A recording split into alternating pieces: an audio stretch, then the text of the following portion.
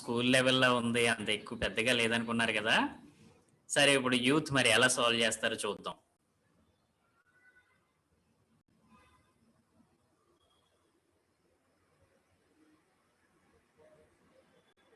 అయిపోయిందా? Have you done? Can I see? Done done done done. నేను చూడొచ్చా?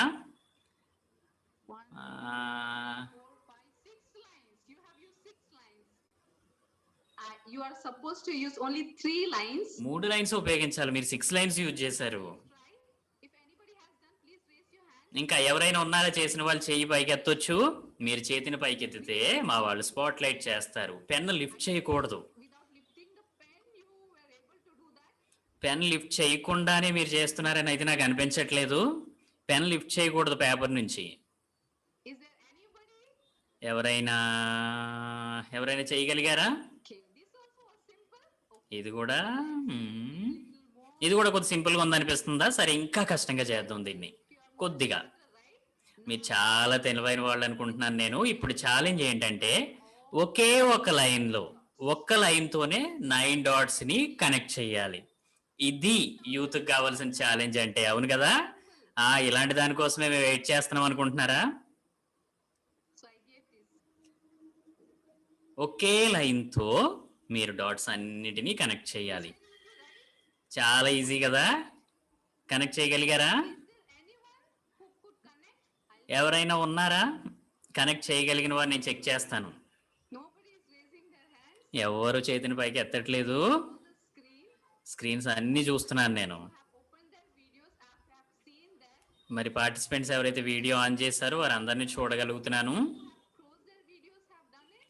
కానీ వీడియో క్లోజ్ చేసిన వాళ్ళ పరిస్థితి ఏంటి? మీరు చేశారా? మీరు చేస్తే కెమెరా ఆన్ చేసి చూపించవచ్చు.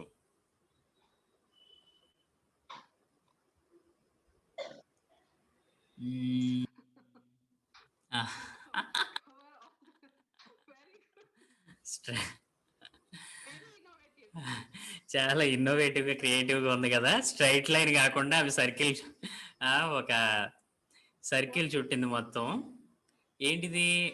ఒక లైన్తో Is it one straight line? అది ఒకే స్ట్రైట్ లైనా? You understand one straight line, right?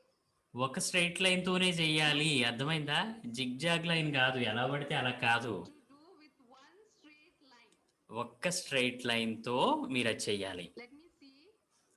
ఇంకా చూద్దాం.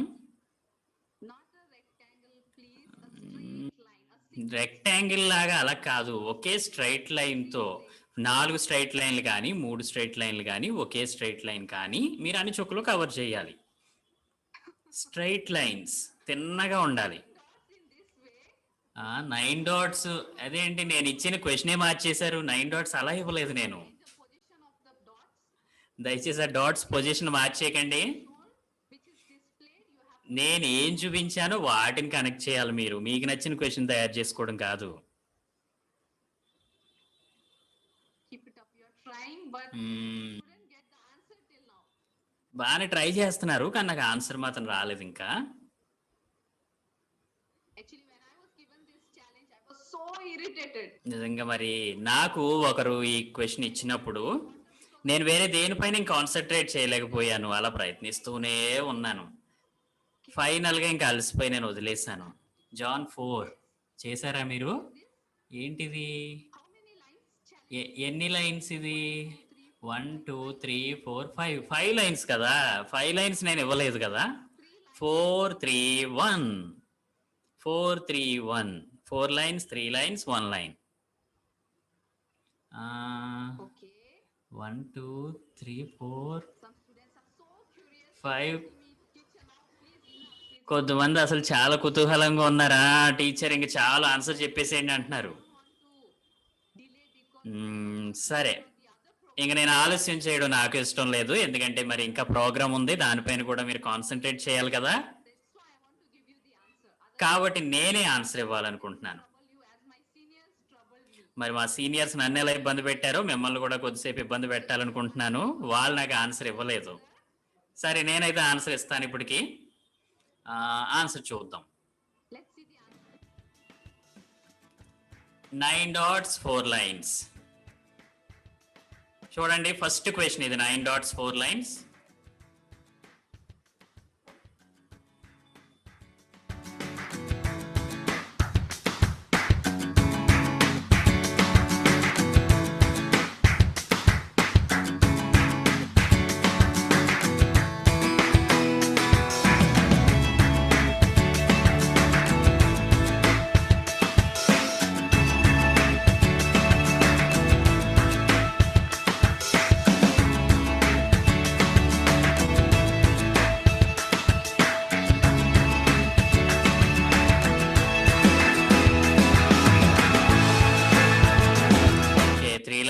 అయిపోయింది. ఇప్పుడు 1 లైన్‌తో.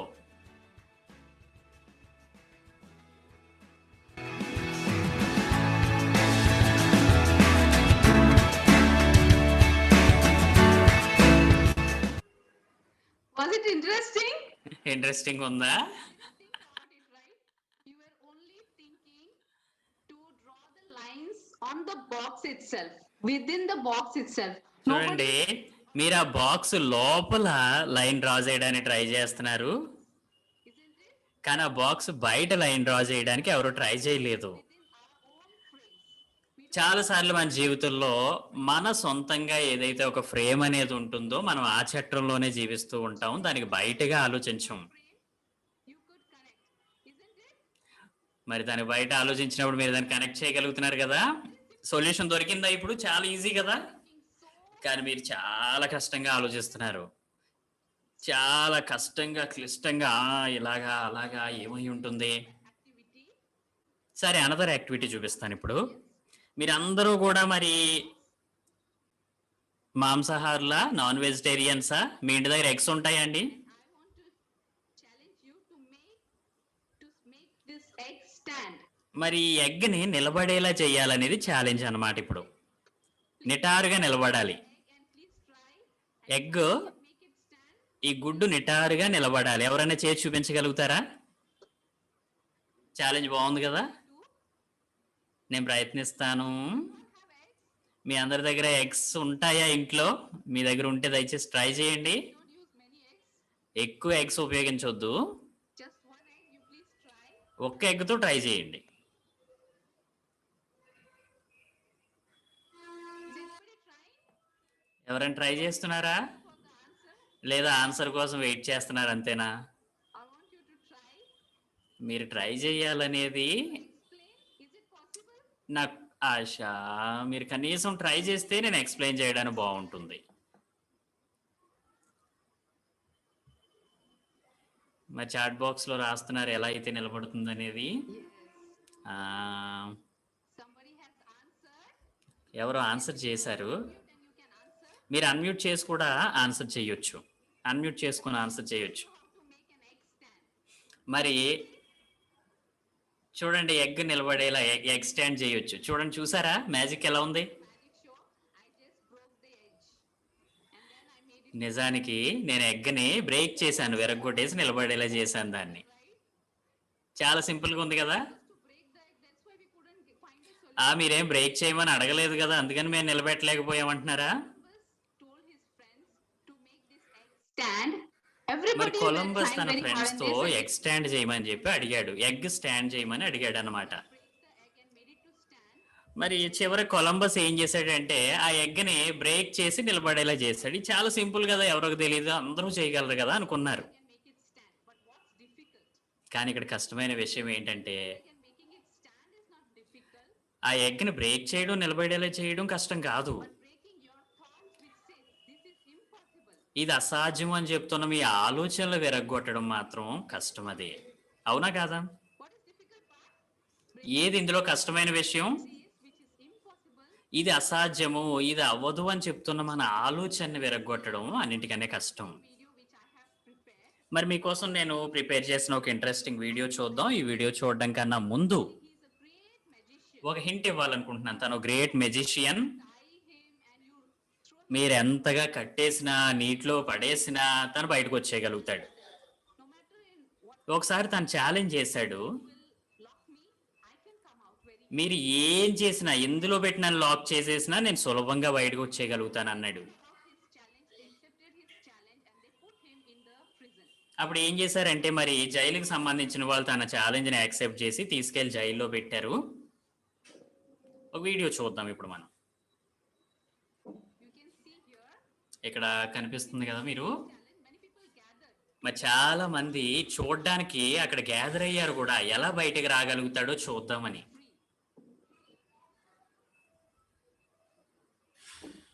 He said that I can be తను ఏమన్నాడంటే ఒక గంటలో నేను బయటకు వచ్చేయగలుగుతాను, ఏం సమస్య ఏం లేదన్నాడు. to just enter with his street clothes. And after he entered the తను అడిగిందల్లా ఒకే ఒకటి ఏంటంటే తను ఏదైతే బట్టలు వేసుకున్నాడో వాటితోనే లోపలికి వస్తానన్నాడు. he removed మరి చూడ్డానికి చాలా మంది అక్కడ కూడుకున్నారు. తన కోట్ తీసేసాడు ముందు. And then very strangely, he's removing his belt. చాలా విచిత్రంగా తర్వాత బెల్ట్ తీసాడు. Then metal rod, which is very మరి ఆ బెల్ట్‌లో through that metal ఒక మెటల్ రాడ్ లాంటిది ఉంది తన దగ్గర. but then దాంతో tried harder for third. తను ఏదోలా ఓపెన్ చేయడానికి, దాన్ని తెరవడానికి ప్రయత్నిస్తూ ఉంటాడు. ఒక గంట సేపు తను ప్రయత్నిస్తూనే ఉన్నాడు. మరి ఆ చివరికి ఏమైందంటే ఇంక చిరాకు వస్తుంది, విసుగొచ్చేసింది, ఆ కాన్ఫిడెన్స్ అంతా పోయింది. He tried a lot. అప్పటి వరకు తనకి ఏ ఛాలెంజ్ ఇచ్చినా చేయగలిగాడు. Door, కానీ ఆ రోజు మాత్రం you know how it was opened? తన వల్ల కాలేదు. తను ఎప్పుడైతే అలసిపోయాడో తర్వాత చూస్తే ఆ తలుపు చాలా సహజంగానే తెరుచుకోబడింది. Door was never locked. అది ఎలా తెరుచుకోబడిందో తెలుసా? అసలు మొదటి నుండి అది లాక్ వేయలేదు వాళ్ళు. You know where? కానీ అది లాక్ వేయబడి ఉంది, లాక్ చేయబడి ఉంది. ఎక్కడ లాక్ చేయబడి ఉందో తెలుసా? తన మైండ్‌లో అది లాక్ చేయబడి ఉంది గనక తను నిరంతరంగా ప్రయత్నిస్తూ వచ్చాడు అది లాక్ వేసుంది అనుకొని. But this time, he tried a అంతవరకు తను ఏవైతే ఛాలెంజెస్ ఫేస్ చేశాడో ప్రతిసారి అవి నిజంగా లాక్ చేసి ఉన్నాయి. తను కష్టపడి బయటకు రాగలిగాడు. కానీ ఇప్పుడు మాత్రం వాళ్ళు నిజానికి లాక్ చేయలేదు దాన్ని. కానీ తన మైండ్‌లో అది లాక్ చేయబడి ఉందని ఫిక్స్ అయ్యి ఉన్నాడు తను. in your life, do you మరి మీ హృదయంలో, మీ జీవితంలో ఎన్ని డోర్స్ ఇలా వాస్తవానికి తెరవబడి ఉన్నప్పటికీ కూడా మీ మైండ్‌లో మాత్రం లాక్ చేయబడి ఉన్నాయో మీరు ఆలోచించండి. అవునా కాదా? ఏమంటారు మీరు? అలా చాలా డోర్స్ ఉన్నాయా లేవా మన హృదయంలో? doors which are locked in your mind? మన మనసులో మాత్రమే లాక్ చేయబడి ఉన్న డోర్లు ఎన్నో ఉంటాయి. Mental prison of overthinking. మరి ఎక్కువగా ఆలోచిస్తూ విపరీతమైన ఆలోచనలతో ఒక మెంటల్ ప్రిజన్, మానసికమైన జైలు గోడలను మనమే రెడీ చేసుకుని అందులో జీవిస్తూ ఉంటాం. The solution is very నిజానికి ఆ తలుపులు చాలాసార్లు తెరవబడే ఉంటాయి. overthink. కానీ మనం ఎక్కువగా ఆలోచిస్తూ, విపరీతంగా ఆలోచిస్తూ, ఇంకా ఇంకా ఇంకా ఇంకా ఆలోచిస్తూ ఆ ఆలోచనలు అనే జైలు గోడల మధ్య మనం జీవిస్తూ ఉంటాం. అది తెరిచే ఉన్నప్పటికీ కూడా. మరి తను చాలా ఎక్కువ ఆలోచిస్తూ దాన్ని తెరవడానికి ప్రయత్నిస్తూ వచ్చాడు. కానీ అది తెరుచుకోలేదు. Solution? కానీ అది అసలు పరిష్కారం కానే కాదు. When you come out of your frame, మీరేదైతే ఆలోచిస్తున్నారో దాని నుంచి బయటకు రావడమే దానికి solution. it's not possible. But when you come out, మీ యొక్క ఆలోచనల ద్వారా అది సాధ్యం కాదు. వాటి నుండి బయటకు వచ్చినప్పుడు అది సాధ్యం. we are caught in such a prison. చాలాసార్లు మనం అటువంటి జైల్లో జీవిస్తూ ఉంటాం. మన మనసు అనేది ఎంతో శక్తివంతమైనది. ఇది మనకి జైల్ని రెడీగా చేస్తుంది. ఉన్న జైలు నుండి మళ్ళీ బయటకు కూడా తీసుకురాగలదు. ఇది ప్రతిసారి మనకి Lies which always అబద్ధమే చెప్తూ ఉంటుంది. you can't do it. నేను ఇప్పుడు ఒక పెద్ద అబద్ధం చెప్తాను, మీరు రోజు వినే అబద్ధం ఇది. ఏంటో తెలుసా? You can do it. మీరు చెయ్యలేరు. Can't do it. మీరు వింటుంటారా ఈ అబద్ధం? నీ వల్ల కాదది. You can't go. నీకు అర్హత లేదు దానికి. నువ్వు ఇంకెంత మాత్రం కొనసాగించలేవు. నీ దగ్గర శక్తి లేదు. నువ్వు చెయ్యలేవు. వదిలేసేయ్. అది సాధ్యం కాదు. అసాధ్యం అది. ఇటువంటి స్వరాలు మీరు ఎప్పుడైనా విన్నారా? Are you bound with this kind of prison ఇటువంటి జైలు గోడల మధ్య మీరు బంధించబడి జీవిస్తున్నారా? that there is no possibility? మీరు గనక విడిచిపెట్టేసినట్లయితే అక్కడ పరిష్కారం అనేది లేనే లేదు. ఎంతో ఆలోచిస్తూ ఉంటారు, విపరీతంగా ఆలోచిస్తూ ఉంటారు. కానీ పరిష్కారం అనేది చాలా సులభం. అది లాక్ చేయబడి ఉన్నది నిజానికి మీ మనస్సులోనే. వాస్తవంలో దానికి లాక్ అనేది లేదు. This is a Christian activity. So in my spiritual life also, మరి అదే విధంగా Indian Christian society, మరి ఇండియన్ క్రిస్టియన్ సొసైటీలు కూడా మనం చూసినప్పుడు చాలా ఆలోచనల చట్రంలో మనం బంధించబడి జీవిస్తున్నాం. difficult when we live in this kind of fixed thinking, ఇటువంటి మరి ఫిక్స్డ్ థింకింగ్తో మన యొక్క సొంత ఆలోచన ఈ బంధించబడిన చట్రంలో మనం జీవిస్తూ ఉన్నప్పుడు చాలా దయనీయంగా ఉంటుంది మన జీవితం. power of Jesus Christ, మరి కొద్దిమంది ప్రజలు వారి యొక్క పరిధికి బయటగా యేసుక్రీస్తు యొక్క బలంతో, యేసుక్రీస్తు యొక్క ఆలోచనలతో జీవించేవారు ఉంటారు. చూడండి, మార్తా మరియలు మరి ఆ భాగంలో చూసినప్పుడు యేసు అనారోగ్యం గలవారిని స్వస్థపరచగలడు. కానీ లాజర్ చనిపోయినప్పుడు వారు నమ్మలేకపోతున్నారు. they only saw Jesus healing the sick. అప్పటి వరకు యేసు అనారోగ్యం గలవారిని స్వస్థపరచడం చూశారు, కానీ చనిపోయిన వారిని లేపడం ఎప్పుడు చూడలేదు. మరి ఆ ఫిక్స్డ్ కాన్సెప్ట్ తో వాళ్ళు ఇది సాధ్యము, ఇది సాధ్యం కాదు అని ఆలోచిస్తున్నారు. కాబట్టి The prison, వారు ఒక ప్రిజన్ లో బంధించబడిన వారిగా అయిపోయారు. లాజరస్ చనిపోయాడు, ఇంకా లాజర్ చనిపోయాడు, ఇంకా యేసు కాదు ఎవరు ఏమీ చేయలేరు, ఇంకా తను బ్రతకడం అనేది అసాధ్యము. ఈ ఆలోచనల చట్రంతో వారు బంధించబడి ఉన్నారు. When Mary and Martha were మరి మరియా మార్తలు themselves in the వారితో వారు ఆ విధంగా బంధించబడి ఉన్నప్పుడు, పట్టుబడి జీవిస్తున్నప్పుడు దేవుని వాక్యాన్ని వారు నమ్మలేకపోయారు. చాలాసార్లు మన జీవితాల్లో కూడా ఈ ఫిక్స్డ్ కాన్సెప్ట్స్ ఏవైతే ఉంటాయో మన మనసులో, మన యొక్క ఈ ఆలోచన చట్రంలో బంధించబడి జీవిస్తున్నప్పుడు వాస్తవాన్ని మనం గుర్తించలేము, సత్యాన్ని మనం తెలుసుకోలేము. నా ఆత్మీయ జీవితంలో కూడా నేను అటువంటి జైల్లో బంధించబడి ఉన్నాను, అటువంటి విధంగా జీవిస్తూ వచ్చాను. in this prison. ఈరోజు చాలా మంది క్రైస్తవులు కూడా ఈ ఆలోచనల చట్రంలో జైలు గోడల మధ్య జీవించినట్టుగా ఉన్నారు. Now God cannot forgive me, నేను ఫలానా తప్పు చేశాను కాబట్టి దేవుడు నన్ను ఇక క్షమించడు. help me. నేను ఎన్నో తప్పులు చేశాను, దేవుడు నాకు సహాయం చేయడు. నేను చాలా తప్పుగా ఉన్నాను, నేను పాపినై ఉన్నాను గనుక దేవుడు నాకు సహాయం చేయడు, దేవుడు నన్ను వదిలేశాడు. Which I had very strongly నేను చాలా బలంగా నమ్మిన ఆలోచన ఇది. also have. ఈరోజు క్రైస్తవ సమాజంలో ఎంతో మంది నమ్ముతున్నటువంటి ఆలోచన ఇది. కానీ మనం బైబిల్ నుండి మరి వాక్య భాగం చూసినప్పుడు And let's read together. Please, మొదటి కొరింథీయులు ఒకసారి అందరూ కలిసి చదువుదాం. ఇది 6వ అధ్యాయం 9వ వచనం. everybody, even though you don't unmute, please open your Bible and you please read this scripture. మీరు అన్మ్యూట్ చేయనవసరం లేదు, కానీ బైబిల్ తెరిచి ఈ వాక్య భాగం చూడండి. మొదటి కొరింథీయులు 6:9వ వచనం. Unrighteous shall not, అన్యాయస్తులు దేవుని రాజ్యమునకు వారసులు కానేరని మీకు తెలియదా? మోసపోకుడి, nor idolaters, జారులైనను, విగ్రహారాధకులైనను, వ్యభిచారులైనను, ఆడంగితనం గలవారమైనను, పురుష సంయోగులైనను. mankind. We all agree this, right? We all, మనం అందరూ కూడా ఏకీభవిస్తాం కదా దీంతో. we are people, ఒకానొకప్పుడు we do evil and మనం పాపం చేసిన ప్రజలు, ఎన్నో దుష్టమైన క్రియలు జరిగించిన వారు దేవుని రాజ్యమునకు వారసులు కానేరను. but this is ఇది మనం కలిగి ఉన్నటువంటి ఒక ఫిక్స్డ్ కాన్సెప్ట్ ఇది, కానీ దేవుని వాక్యం కాదు, ఇది మాత్రమే కాదు. really word of God. But మనం ఇటువంటి కాన్సెప్ట్ తో జీవిస్తున్నప్పుడు దేవుని వాక్యాన్ని మనం గ్రహించలేము. you can get the solution. మనం ఆ బాక్స్ కి అవతలగా బయటగా ఆలోచించినప్పుడు మాత్రమే మనకు సొల్యూషన్ అనేది దొరుకుతుంది. To read it out, మరి మీరందరూ కూడా దీన్ని ఇప్పుడు బయటికి చదవాలని కోరుతున్నాను. అందరూ 11వ వచనం చూడండి. అందరూ కూడా బయటికి దీన్ని చదవండి. 6వ అధ్యాయం 11వ వచనం. అన్మ్యూట్ చేయొద్దు, బయటికంటే మీరు అక్కడే ఎక్కడున్నారు అక్కడే అన్మ్యూట్ చేయకుండా మీరు గట్టిగా చదవండి ఇది. okay? Let's read together. సరే, అందరూ కలిసి చదువుతాం ఇప్పుడు. You, మీలో కొందరు అట్టివారై ఉంటిరి గాని ప్రభు అయిన యేసుక్రీస్తు నామమును మన దేవుని ఆత్మయందును మీరు కడగబడి పరిశుద్ధపరచబడిన వారై నీతిమంతులుగా తీర్చబడితిరి. amen. ఆమెన్.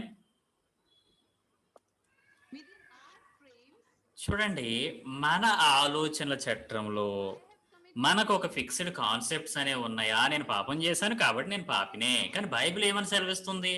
అది మన ఫిక్స్డ్ కాన్సెప్ట్, అది దేవుని వాక్యం కాదు, అది సత్యం కాదు. conception. మన ఆత్మీయ జీవితం అనేది మన కాన్సెప్ట్లకు సంబంధించింది కాదు, మన సిద్ధాంతాలతో జీవించేది కాదు.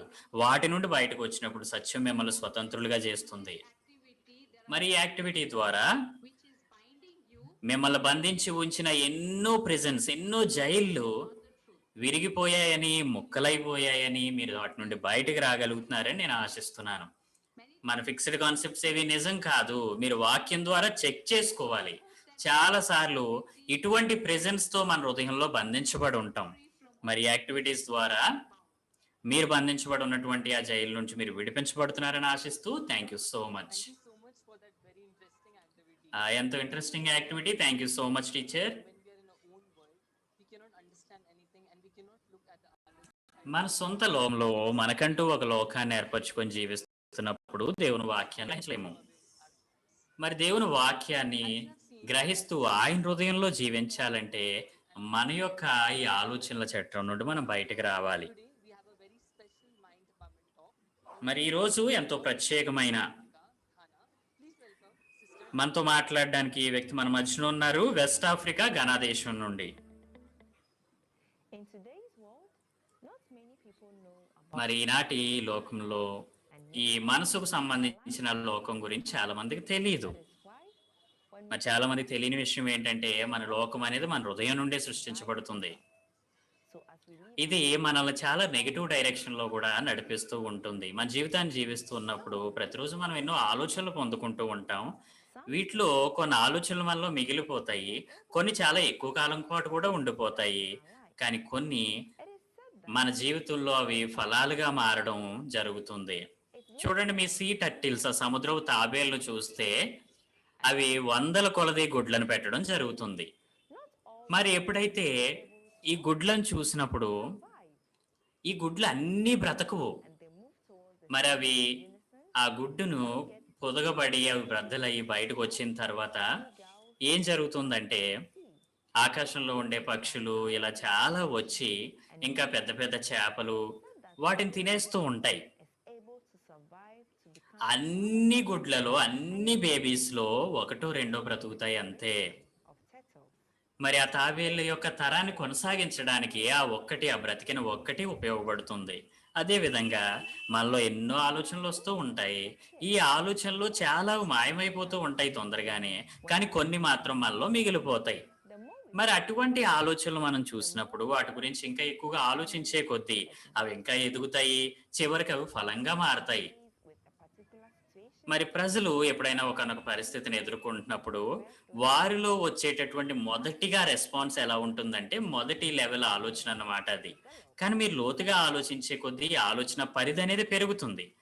మరి అలా రెండవ దశ, మూడవ దశకొచ్చి మీరు ఆలోచించినప్పుడు అది ఎంతో అద్భుతంగా ఉంటుంది. మరి మా ఇంట్లో నేనే అందరికంటే చిన్నదాన్ని.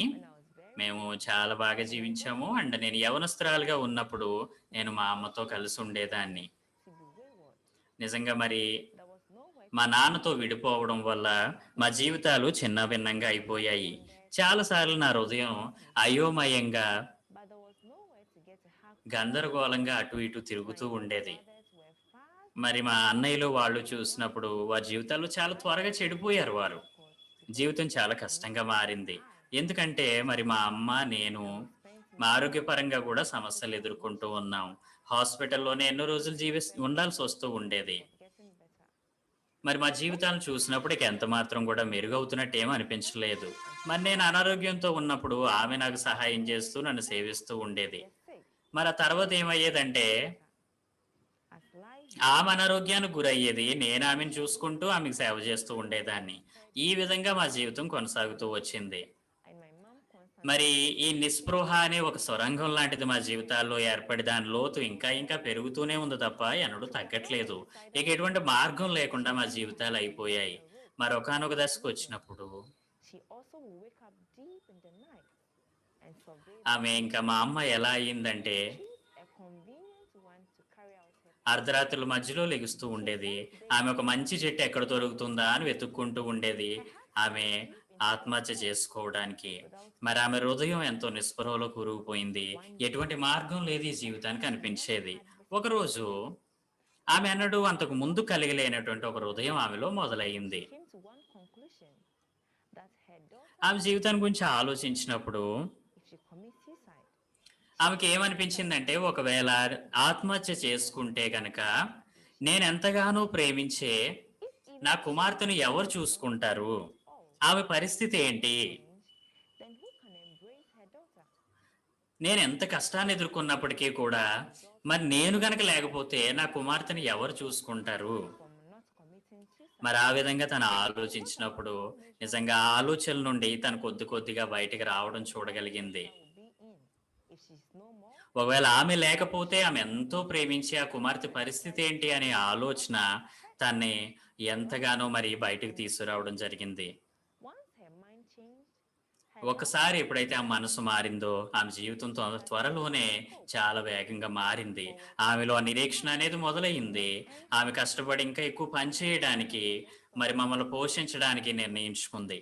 మరి నేను కాలేజీకి వెళ్ళే వరకు కూడా ఇటువంటి విషయాలేవి నాకు సరిగ్గా తెలీదు.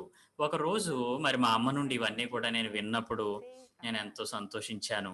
మరి మా కోసం ఆమె జీవించింది. మా కోసం ఆమె జీవితాన్ని కాపాడుకుంది. మరి నేనేవైనా కష్టాలను ఎదుర్కొంటూ ఉన్నప్పుడు ఇటువంటి విషయాలన్నీ కూడా ఆలోచిస్తూ ఉంటాను. ఒక విషయాన్ని నేను గ్రహించాను. చాలా మంది ఎందుకు ఈ సమస్యల వలయంలో చిక్కుకుపోతూ ఉంటారంటే వారు లోతుగా ఆలోచించకపోవడం వల్లే.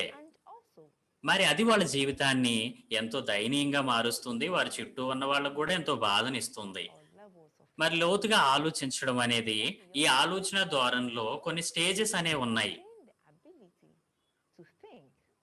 మనం ఆలోచించే కొద్దీ మరింతగా లోతుగా ఆలోచించే ఆ విధానాన్ని అలవర్చుకోగలుగుతాం. కృతజ్ఞతలు. Thank you so much, sister. We could thank you so much sister. deep thinking is. నిజంగా డీప్ థింకింగ్, లోతుగా ఆలోచించడం అనేది ఎంత ముఖ్యమో మనం చూడగలిగాం. Everybody, now I would like to give the announcements for today. మరి ఇది కొన్ని ప్రకటనలకు సమయం, దయచేసి అందరూ గమనించాలి. Before మరి మొదటిగా ఇంటర్ప్రిటేషన్కు సంబంధించి click the join or మీరు వాక్యాన్ని వినడం And కన్నా follow ముందు internet. మీరు జాయిన్ అయిన Step వెంటనే 2. చేయాల్సింది ఏంటంటే దయచేసి మీ ఆడియో కనెక్ట్ అవ్వాలి. ఆ మైక్ సింబల్ పైన క్లిక్ చేయండి. so that we can see your bright faces.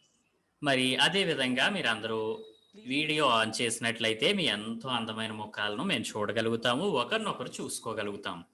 And after that, మరి ఆ తరువాత లాంగ్వేజ్ ఇంటర్ప్రిటేషన్, ఆ 3 చుక్కలు ఉన్నాయి చూడండి, మోర్ అని చెప్పి, ఆ దానిపైన క్లిక్ చేస్తే మీకు లాంగ్వేజ్ ఇంటర్ప్రిటేషన్ ఆప్షన్ వస్తుంది. దానిపైన క్లిక్ చేసినట్లయితే మీకు భాషల పేర్లు కనిపిస్తాయి. మీకు నచ్చిన భాషను ఎంచుకోండి, డిఓఎన్ఈ డన్ ప్రెస్ చేయండి, మీ భాష అనేది మారుతుంది. states participating in this camp. మరి దాదాపు 4 రాష్ట్రాల వారి క్యాంపులో పార్టిసిపేట్ చేస్తున్నారు కనుక మీరు రీనేమ్ చేసుకోవాలి చాలా జాగ్రత్తగా. ఆంధ్ర, తెలంగాణ ప్రాంతాల వారు అయితే మీ పేరుకు ముందు ఎల్ అంటే మన టీం పేరు లూక్ కనుక మరి ఎల్ అనేది మీరు జత చేయండి. Yes.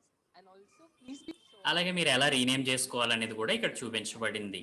మీరు ఆ పార్టిసిపెంట్స్ అని కింద ఉంది కదా మీ స్క్రీన్ పైన, దానిపైన క్లిక్ చేస్తే అక్కడ మోర్ అని వస్తుంది. ఆ మోర్ పైన క్లిక్ చేస్తే రీనేమ్ వస్తుంది. Please be sure that you sit in a good light. మీరు కూర్చున్న చోట మరి సరిపడినంత వెలుతురు ఉండడం అనేది చాలా ముఖ్యం. అలాగే మీరు కూర్చునే విధానం కూడా చక్కగా కూర్చోవాలని కోరుతున్నాం. As always, ఈ 2021 CYA ఆన్లైన్ కనెక్ట్ క్యాంప్ 20వ తారీఖు వరకు కూడా కొనసాగబోతూ ఉంది. the sessions will be going on from morning 10 o'clock and evening 6 p.m. మరి ఉదయం 10 గంటలకు, సాయంత్రం 6 గంటలకు 2 సెషన్స్ ఉంటాయి ప్రతిరోజు. అలాగే మరి world's best selling book reverend Ock Soo Park గారు రాసినటువంటి ఈ పుస్తకం మిలియన్ల కొద్దీ కాపీస్ అమ్మబడ్డాయి. మరి ఇంగ్లీష్లోను, తమిళ్, తెలుగు భాషల్లో అందుబాటులో ఉంది. ఇక్కడ ఇవ్వబడిన నంబర్స్ మీరు సంప్రదించవచ్చు. You know that many of you have actually sent your amazing అలాగే మీలో మరి చాలా మంది ఎంతో చక్కగా తీసిన ఫొటోస్ పంపిస్తూ ఉన్నారు కాంటెస్ట్ కోసం. చాలా సంతోషం. మరి working upon this. మీరు మరింతగా దీన్ని కొనసాగిస్తారని, ప్రైజెస్ గెలుచుకుంటారని ఆశిస్తున్నాం. అలాగే best attendance and active participation prizes కూడా ఉన్నాయి, మర్చిపోకండి. కాబట్టి ప్రతి సెషన్లో కూడా మీరు యాక్టివ్గా ఉండడం, మీ అటెండెన్స్ అనేది కూడా చాలా ముఖ్యం. We also have the assignment and we're giving a మరి చివరిగా బెస్ట్ అసైన్మెంట్ ప్రైజ్ కూడా ఉంది. కాబట్టి మీరు వాక్యం వింటున్నప్పుడు దయచేసి మీరు దాన్ని జాగ్రత్తగా నోట్స్ రాసుకోవడము, దానికి సంబంధించి ఫీడ్బ్యాక్ అసైన్మెంట్ ఇవ్వడం అనేది చాలా ముఖ్యం. academies. మరి మనకి లిస్ట్ ఆఫ్ అకాడమీస్ ఉన్నాయి. నిన్నటి దినమున మరి ఎవరైతే అకాడమీస్ లో పార్టిసిపేట్ చేశారో వాళ్ళు ఎంతో సంతోషించడం మనం చూసాం. నిజంగా మరి కొరియన్ లాంగ్వేజ్, డ్రాయింగ్ కి సంబంధించి dance academy, beauty that you can academy, understand ఇవన్నీ how కూడా to enter the అకాడమీస్ ఉన్నాయి. మీకు నచ్చిన అకాడమీలో మీరు సాయంకాల సమయంలో జాయిన్ కావచ్చు. Please be sure that you also attend the evening session too. మరి ఈవినింగ్ సెషన్ కూడా మీరు అందరూ జాయిన్ అవ్వాల్సిందిగా మేము ఆహ్వానిస్తూ ఉన్నాం. Featuring performance of this camp is the Gracious Choir, మరి క్యాంప్ మొత్తానికి selling choir. ఎంతో అద్భుతమైన పర్ఫార్మెన్స్ ఏంటి మీ అందరికీ తెలుసు కదా, గ్రాషియస్ క్వైర్. మరి ప్రపంచంలోనే అత్యుత్తమమైన క్వైర్ మనతో ఉన్నారు. ఈ రోజు కూడా వారు ఎంతో చక్కటి ప్రదర్శనలు మీకోసం సిద్ధం చేశారు. వారు 2 పాటలు ఇప్పుడు ఆలపించబోతూ ఉన్నారు. వారితో కలిసి మనం దేవుణ్ణి మహిమపరుద్దాం. వారిని ఇప్పుడు చప్పట్లతో ఆహ్వానిద్దాం. Would he love me? Would he take me? Did he really? Can he, could he, would he? Yes, he can, he could, he would he? Did. Well, can he save me? Could he love me? Would he take me? Did he really? Can he, could he, would he? Yes, he can, he could, he would he? Did. From the moment I heard about the Lord and His word, well, it seemed to me too good to be true. I've a vision of doubt, I tried to figure it out, but I'm bursting like a was to wander around in the Lord that I found, until my questions start to answer themselves. I'm singing, can he, could he, would he? Yes, he can, he could, he would he? Well, can he save me? Could he love me? Would he take me? Did he really? Can he? Could he? Would he? Yes, he can. He could. He would. He did. Oh, can he save me? Could he love me? Would he take me? Did he really? Can he? Could he? Would he? Yes, he can. He could. He would. He did. You can say you don't know it isn't necessary. Like somebody say he likes less so. You can think what you choose, but let me tell you the news. The Lord is of you all along. So if you're asking again, will the dust never end? Just simply trust Him and you see for yourself. Singing, can he, could he, would he? Yes, he can, he could, he would, and he did. Oh, can he save me? Could he love me? Would he take me? Did he really? Can he? Could he? Would he? Yes, he can. He could. He would. And he did. Oh, can he save me? Could he love me? Would he take me? Did he really? Can he? Could he? Would he? Yes, he can. He could. He would. And he did. Oh, can he? Could he? Would he? Yes, he can. He could. He would. And he did.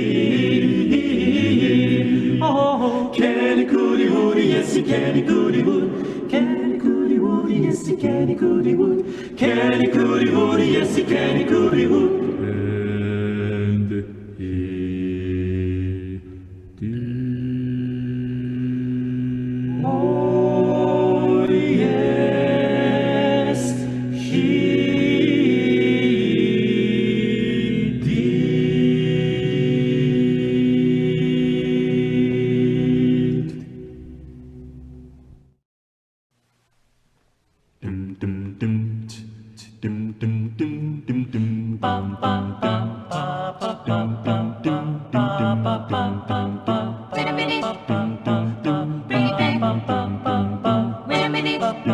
Here we go. When Jesus said yes, nobody can say no. When Jesus said yes, nobody can say no. When Jesus said yes, nobody can say no. When Jesus said yes, nobody can say no. Nobody. I am not worried about a thing, 'cause I know you are guiding me. Where you lead me, Lord, I will go. I have no fear, 'cause I know who's in control. There's no limit to what you can do, 'cause it all belongs to you. Yes, it all belongs to you. I worship you. You're almighty and all powerful, and all belongs to you. Yes, it all belongs to you. Jesus said yes, nobody can say no. So Jesus said yes, nobody can say no. Jesus said yes, nobody can say no. So Jesus said yes, nobody, 'cause He's in control. There's no limit to what you can do, 'cause it all belongs to you. Yes, it all belongs to you. I worship you. You're almighty And all powerful, and it all belongs to you. Yes, it all belongs to you. Nobody can say no. Nobody can say no. Wait a minute, Nobody can say no. wait a minute. Nobody can When say Jesus no. said yes, wait a minute. Nobody can When say Jesus no. said yes, wait a minute. Nobody can When say Jesus no. said yes, no. Nobody can When say Jesus no. said yes, no. Nobody can When say Jesus no. yes, when Jesus said yes, nobody can say no. When Jesus said yes, nobody can say no. When Jesus said yes, nobody can say no. When Jesus said yes, nobody can say no. When Jesus said yes, Nobody can say no. He's with me. Wait a minute, Nobody can say He's with me. no. Wait a minute, Nobody can say He's no. with me. Wait a minute. When Jesus says yes. Yes.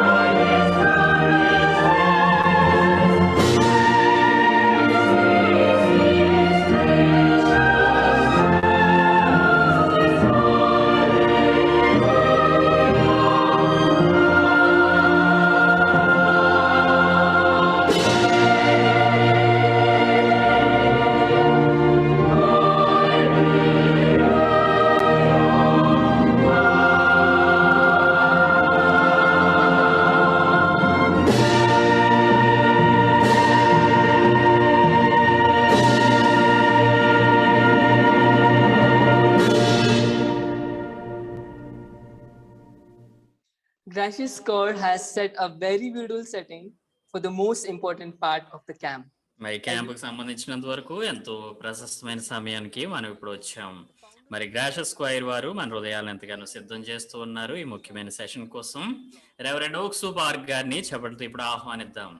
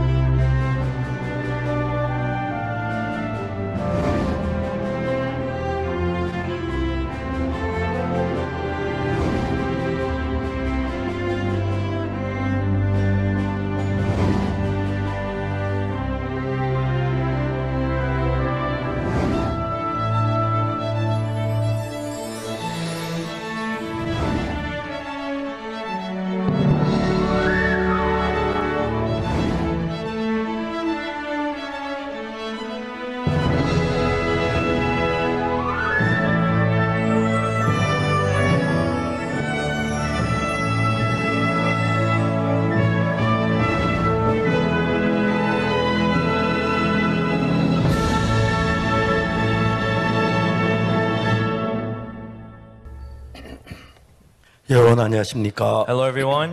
Hello అందరికీ. I'm so thankful to be among you young people. మరి యవనస్తుల మధ్యన ఈ విధంగా ఉండడాన్ని బట్టి నాకు ఎంతో కృతజ్ఞతగా ఉంది. Today, 저도 여러분들 같이 మరి ఈరోజు మనం ఎన్నో విషయాలు విన్నాము ఎంతో మంచి స్పీకర్స్ నుండి. మీ మధ్యన ఇక్కడ ఉండడాన్ని బట్టి నాకు ఎంతో కృతజ్ఞతగా ఉంది. John chapter 8. మరి యోహాను సువార్త 8వ అధ్యాయం నుండి ఈరోజు వాక్య భాగం చూద్దాం. Read the word in John chapter 8 from verse 1 through verse 11. యోహాను సువార్త 8వ అధ్యాయం 1 నుండి 11వ వచనం వరకు చదువుకుందాం. From verse 1. మరి మీ అందరూ కూడా బైబిల్ తెరిచి భాగాన్ని చూడండి, నేను చదువుతాను. 산으로 가시다. Jesus went unto the mountain of Olives. యేసు ఒలీవల కొండకు వెళ్ళెను. 백성이 다 나오는지라 앉아 저희를 가르치시더니 And early in the morning he came again. తెల్లవారగానే యేసు తిరిగి దేవాలయంలోనికి రాగా ప్రజలందరూ ఆయన యొద్దకు వచ్చిరి కనుక ఆయన కూర్చుండి వారికి బోధించుచుండెను.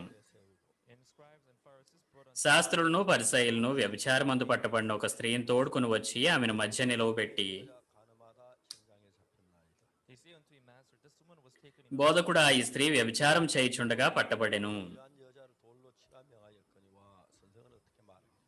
Now Moses the law commanded us to అట్టి వారిని రాళ్లు రువి చంపవలన ధర్మశాస్త్రంలో మోషే మనకు ఆజ్ఞాపించెను కదా, అయినను నీవేమి చెప్పుచున్నావని ఆయన అడిగిరి. 그래서 몸을 굽다 손가락을 땅에 쓰시니 and this they said, tempting him that they might have ఆయన మీద నేరం మోపవలనని ఆయన్ను శోధించుచు ఇలాగున అడిగిరి. అయితే యేసు వంగి నేల మీద వ్రేలితో ఏమో రాయిచుండెను. 이에 일어나 가라사대 너희 중에 죄 없는 자가 먼저 돌로 치라 하시고 So when they continued asking him, వారు ఆయన పట్టు వదలకు అడుగుచుండగా ఆయన తల ఎత్తి చూచి, మీలో పాపము లేనివాడు మొట్టమొదట ఆమె మీద రాయి వేయవచ్చునని వారితో చెప్పి, and again he stooped down and wrote on the ground. మరలా వంగి నేల మీద రాయిచుండెను. 어른으로 시작해 젊은이까지 하나씩 나가고 오직 예수와 그 가운데 있는 여자만 남았다.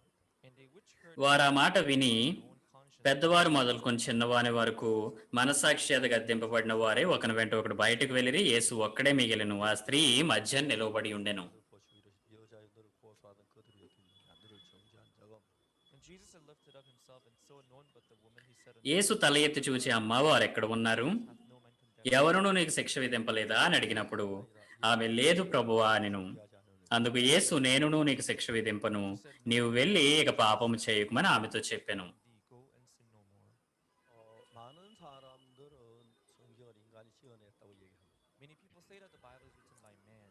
చాలా మంది ప్రజలు ఏమంటారంటే మరి బైబిల్ అనేది మనిషి చేత రాయబడింది అంటే అనేవారు ఉన్నారు. But there is no one on the earth who can write this kind of words. కానీ ఇటువంటి మాటలు రాయగలిగిన వారు ఈ భూమిపై ఎవరూ లేరు. 위에서 오셨기 때문에 So when Jesus came down on this earth, he came to save us from our sins. మరి యేసు ఈ భూమిపైకి వచ్చినప్పుడు మన పాపముల నుండి మనల్ని రక్షించడానికి వచ్చాడు ఆయన. Situation the sinner may find himself, he should be saved by Jesus. ఎటువంటి పరిస్థితి అయినప్పటికీ పాపి ఖచ్చితంగా యేసు ద్వారా రక్షించబడాల్సిందే. The generation of Moses, the law of Moses, 모세 율법 మరి మోషే తర్వాత మోషే ద్వారా ఇవ్వబడిన ధర్మశాస్త్రం తరువాత was saying that if anyone is caught in the act of adultery, they చూడండి, ఆ మోషే ధర్మశాస్త్రం ఏమని సెలవిస్తుందంటే వ్యభిచారంలో ఎవరైనా పట్టబడితే she was being dragged by people because she committed. వారు చంపబడాలి. ఇక్కడ ఈ స్త్రీ కూడా తన లాగబడుతూ తీసుకొని రాబడింది. ప్రజలందరూ అరుస్తూ ఉన్నారు ఆమెను చూసి. What if we just stone her to death? కానీ ఆమెను మామూలుగా ఇలా చంపేస్తే ఏమొస్తుంది? ఆమెను యేసు దగ్గరకు తీసుకుని వెళ్దాం. ఆమెను రాళ్లతో కొట్టి చంపమంటాడా వద్దంటాడా ఏమంటాడు చూద్దాం ఆయన. 가장 좋은 조건이었습니다. In their intelligence, it seemed a good idea for them to మరి వారి యొక్క జ్ఞానంలో యేసును ఆ విధంగా ఇరుకున పెట్టాలి అని ఆలోచిస్తున్నారు. ఎందుకంటే ధర్మశాస్త్రం అది చెప్తుంది అటువంటి స్త్రీలను అటు వారిని రాళ్లతో కొట్టి చంపాలని. మరి యేసు రాళ్లతో కొట్టి చంపమంటాడా లేదా? if you tell them to stone her, that makes యేసు పాపలు రక్షించడానికి వచ్చానంటున్నాడు. ఒకవేళ ఆయన రాళ్లతో కొట్టి చంపండి అంటే ఆయన చెప్తున్నది అబద్ధం కదా. stone her. ఒకవేళ రాళ్లతో కొట్టి చంపొద్దు అని చెప్తే The law it says that such should be stoned. ధర్మశాస్త్రంలో అటు వారు రాళ్లతో కొట్టి చంపబడాలని ఉంది. 믿고 난 뒤에 제게 굉장히 많은 어려움들이 많이 있었는데 After believing in Jesus, many difficulties happened in my life. 제가 참 많은 మరి యేసు నమ్మిన తర్వాత నా జీవితంలో ఎన్నో కష్టాలు వచ్చాయి. 이와 같이 계시고 그 모든 문제를 하나씩 풀어주고 해결해 가는 걸 볼 때 너무 놀라웠어요. Each time I went through difficulties, God was with me. God would take care of those problems. కానీ ఆ కష్టాలు గుండా వెళ్తున్న ప్రతిసారి దేవుడు నాకు తోడుగా ఉన్నాడు. ఆయన నన్ను కాపాడుతూ నడిపిస్తూ వచ్చాడు. పని చేశాడు ఆయన ఎంతో అద్భుతంగా. Yesterday, today, and tomorrow. మరి బైబిల్ సెలవిస్తుంది యేసు నిన్న నేడు రేపు ఏకరీతిగా ఉన్నాడని. The last chapter of Matthew chapter 28. మత్తయి సువార్త 28వ అధ్యాయం చివరి వచనంలో మీరు చూస్తే 너희와 함께 있으리라. He says, "Behold, I'll be with you until the end of this world." సదాకాలం మీకు తోడుగా ఉంటాను అని చెప్తున్నాడు అక్కడ. Think about it. I'm so thankful. దీని గురించి నేను ఆలోచించినప్పుడు నాకు ఎంతో కృతజ్ఞతగా అనిపిస్తుంది. No matter what difficulties we may find, ఎటువంటి కష్టం అయినప్పటికీ మీరు ఎదుర్కొంటున్నవి, problem we may face, ఎటువంటి ఇబ్బందులు మీరు ఎదుర్కొంటున్నప్పటికీ when they are my problem, 내 문제 예수 అవి నా సమస్య అని నేను భావించినప్పుడు ఇబ్బంది. కానీ యేసు మనతో ఉన్నంత కాలం there's nothing that Jesus cannot take care of. యేసు బాధ్యత తీసుకోలేనిది పరిష్కరించలేదంటూ ఏమీ లేదు. Jesus came to save us sinners from our sins. యేసు పాపులమైన మనల్ని పాపం నుండి రక్షించడానికి వచ్చాడు. This woman was caught in the act of adultery. She had to be stoned to death. మరి వ్యభిచారంలో పట్టబడిన ఈ స్త్రీ రాళ్లతో కొట్టి చంపబడాలి. Jesus, they brought this మరి యేసుని శోధించడానికి ఆ స్త్రీని ఆయన దగ్గరికి తీసుకొచ్చారు. ఆయన వ్యభిచారం చేస్తూ పట్టబడింది. in the law of Moses. Moses commanded us మోషే ధర్మశాస్త్రంలో అటు వారు రాళ్లతో కొట్టి చంపబడాలని చెప్తున్నాడు. మరి నువ్వేమంటావు బోధకుడా అని అడుగుతున్నారు. ఒకవేళ యేసు రాళ్లతో కొట్టొద్దు అంటే ఆ ధర్మశాస్త్రాన్ని వ్యతిరేకిస్తున్నాడు తినని చెప్పడానికి. ఒకవేళ రాళ్లతో కొట్టండి అంటే Jesus came to save the sinner, so that makes no sense. పాపం రక్షించడానికి వచ్చానంటున్నాడు. ఆయన ఇప్పుడు రక్షించట్లేదు అని చెప్పడానికి. కానీ వారు ఎంతో బుద్ధిహీనులు. Human beings, they're trying to trap Jesus. మనుషులు మానవ మాత్రులు యేసును శోధించడానికి ప్రయత్నిస్తున్నారు. ఆయన ఇరుకును పెట్టాలనుకుంటున్నారు. యేసు దేవుడు. మన దగ్గర లేని జ్ఞానం ఆయన దగ్గర ఉంది. మన దగ్గర లేని శక్తి ఆయన దగ్గర ఉంది. మన దగ్గర లేనివన్నీ ఆయన దగ్గర ఉన్నాయి. మరి యేసు నమ్మిన తర్వాత నేను ఎన్నో కష్టాలు ఎదుర్కొన్నాను. Not even once Jesus కానీ ఒక్కసారి కూడా వాటి నుండి ఆయన నన్ను కాపాడలేకపోయాడనే సందర్భం లేదు. ఎన్నో కష్టాలు ఎదుర్కొన్నాను. were speaking against me. ప్రజలు నన్ను వ్యతిరేకంగా నా కోసం ఏదో మాట్లాడుతూ వచ్చారు. నేను విచారణ ఎదుర్కొన్నాను.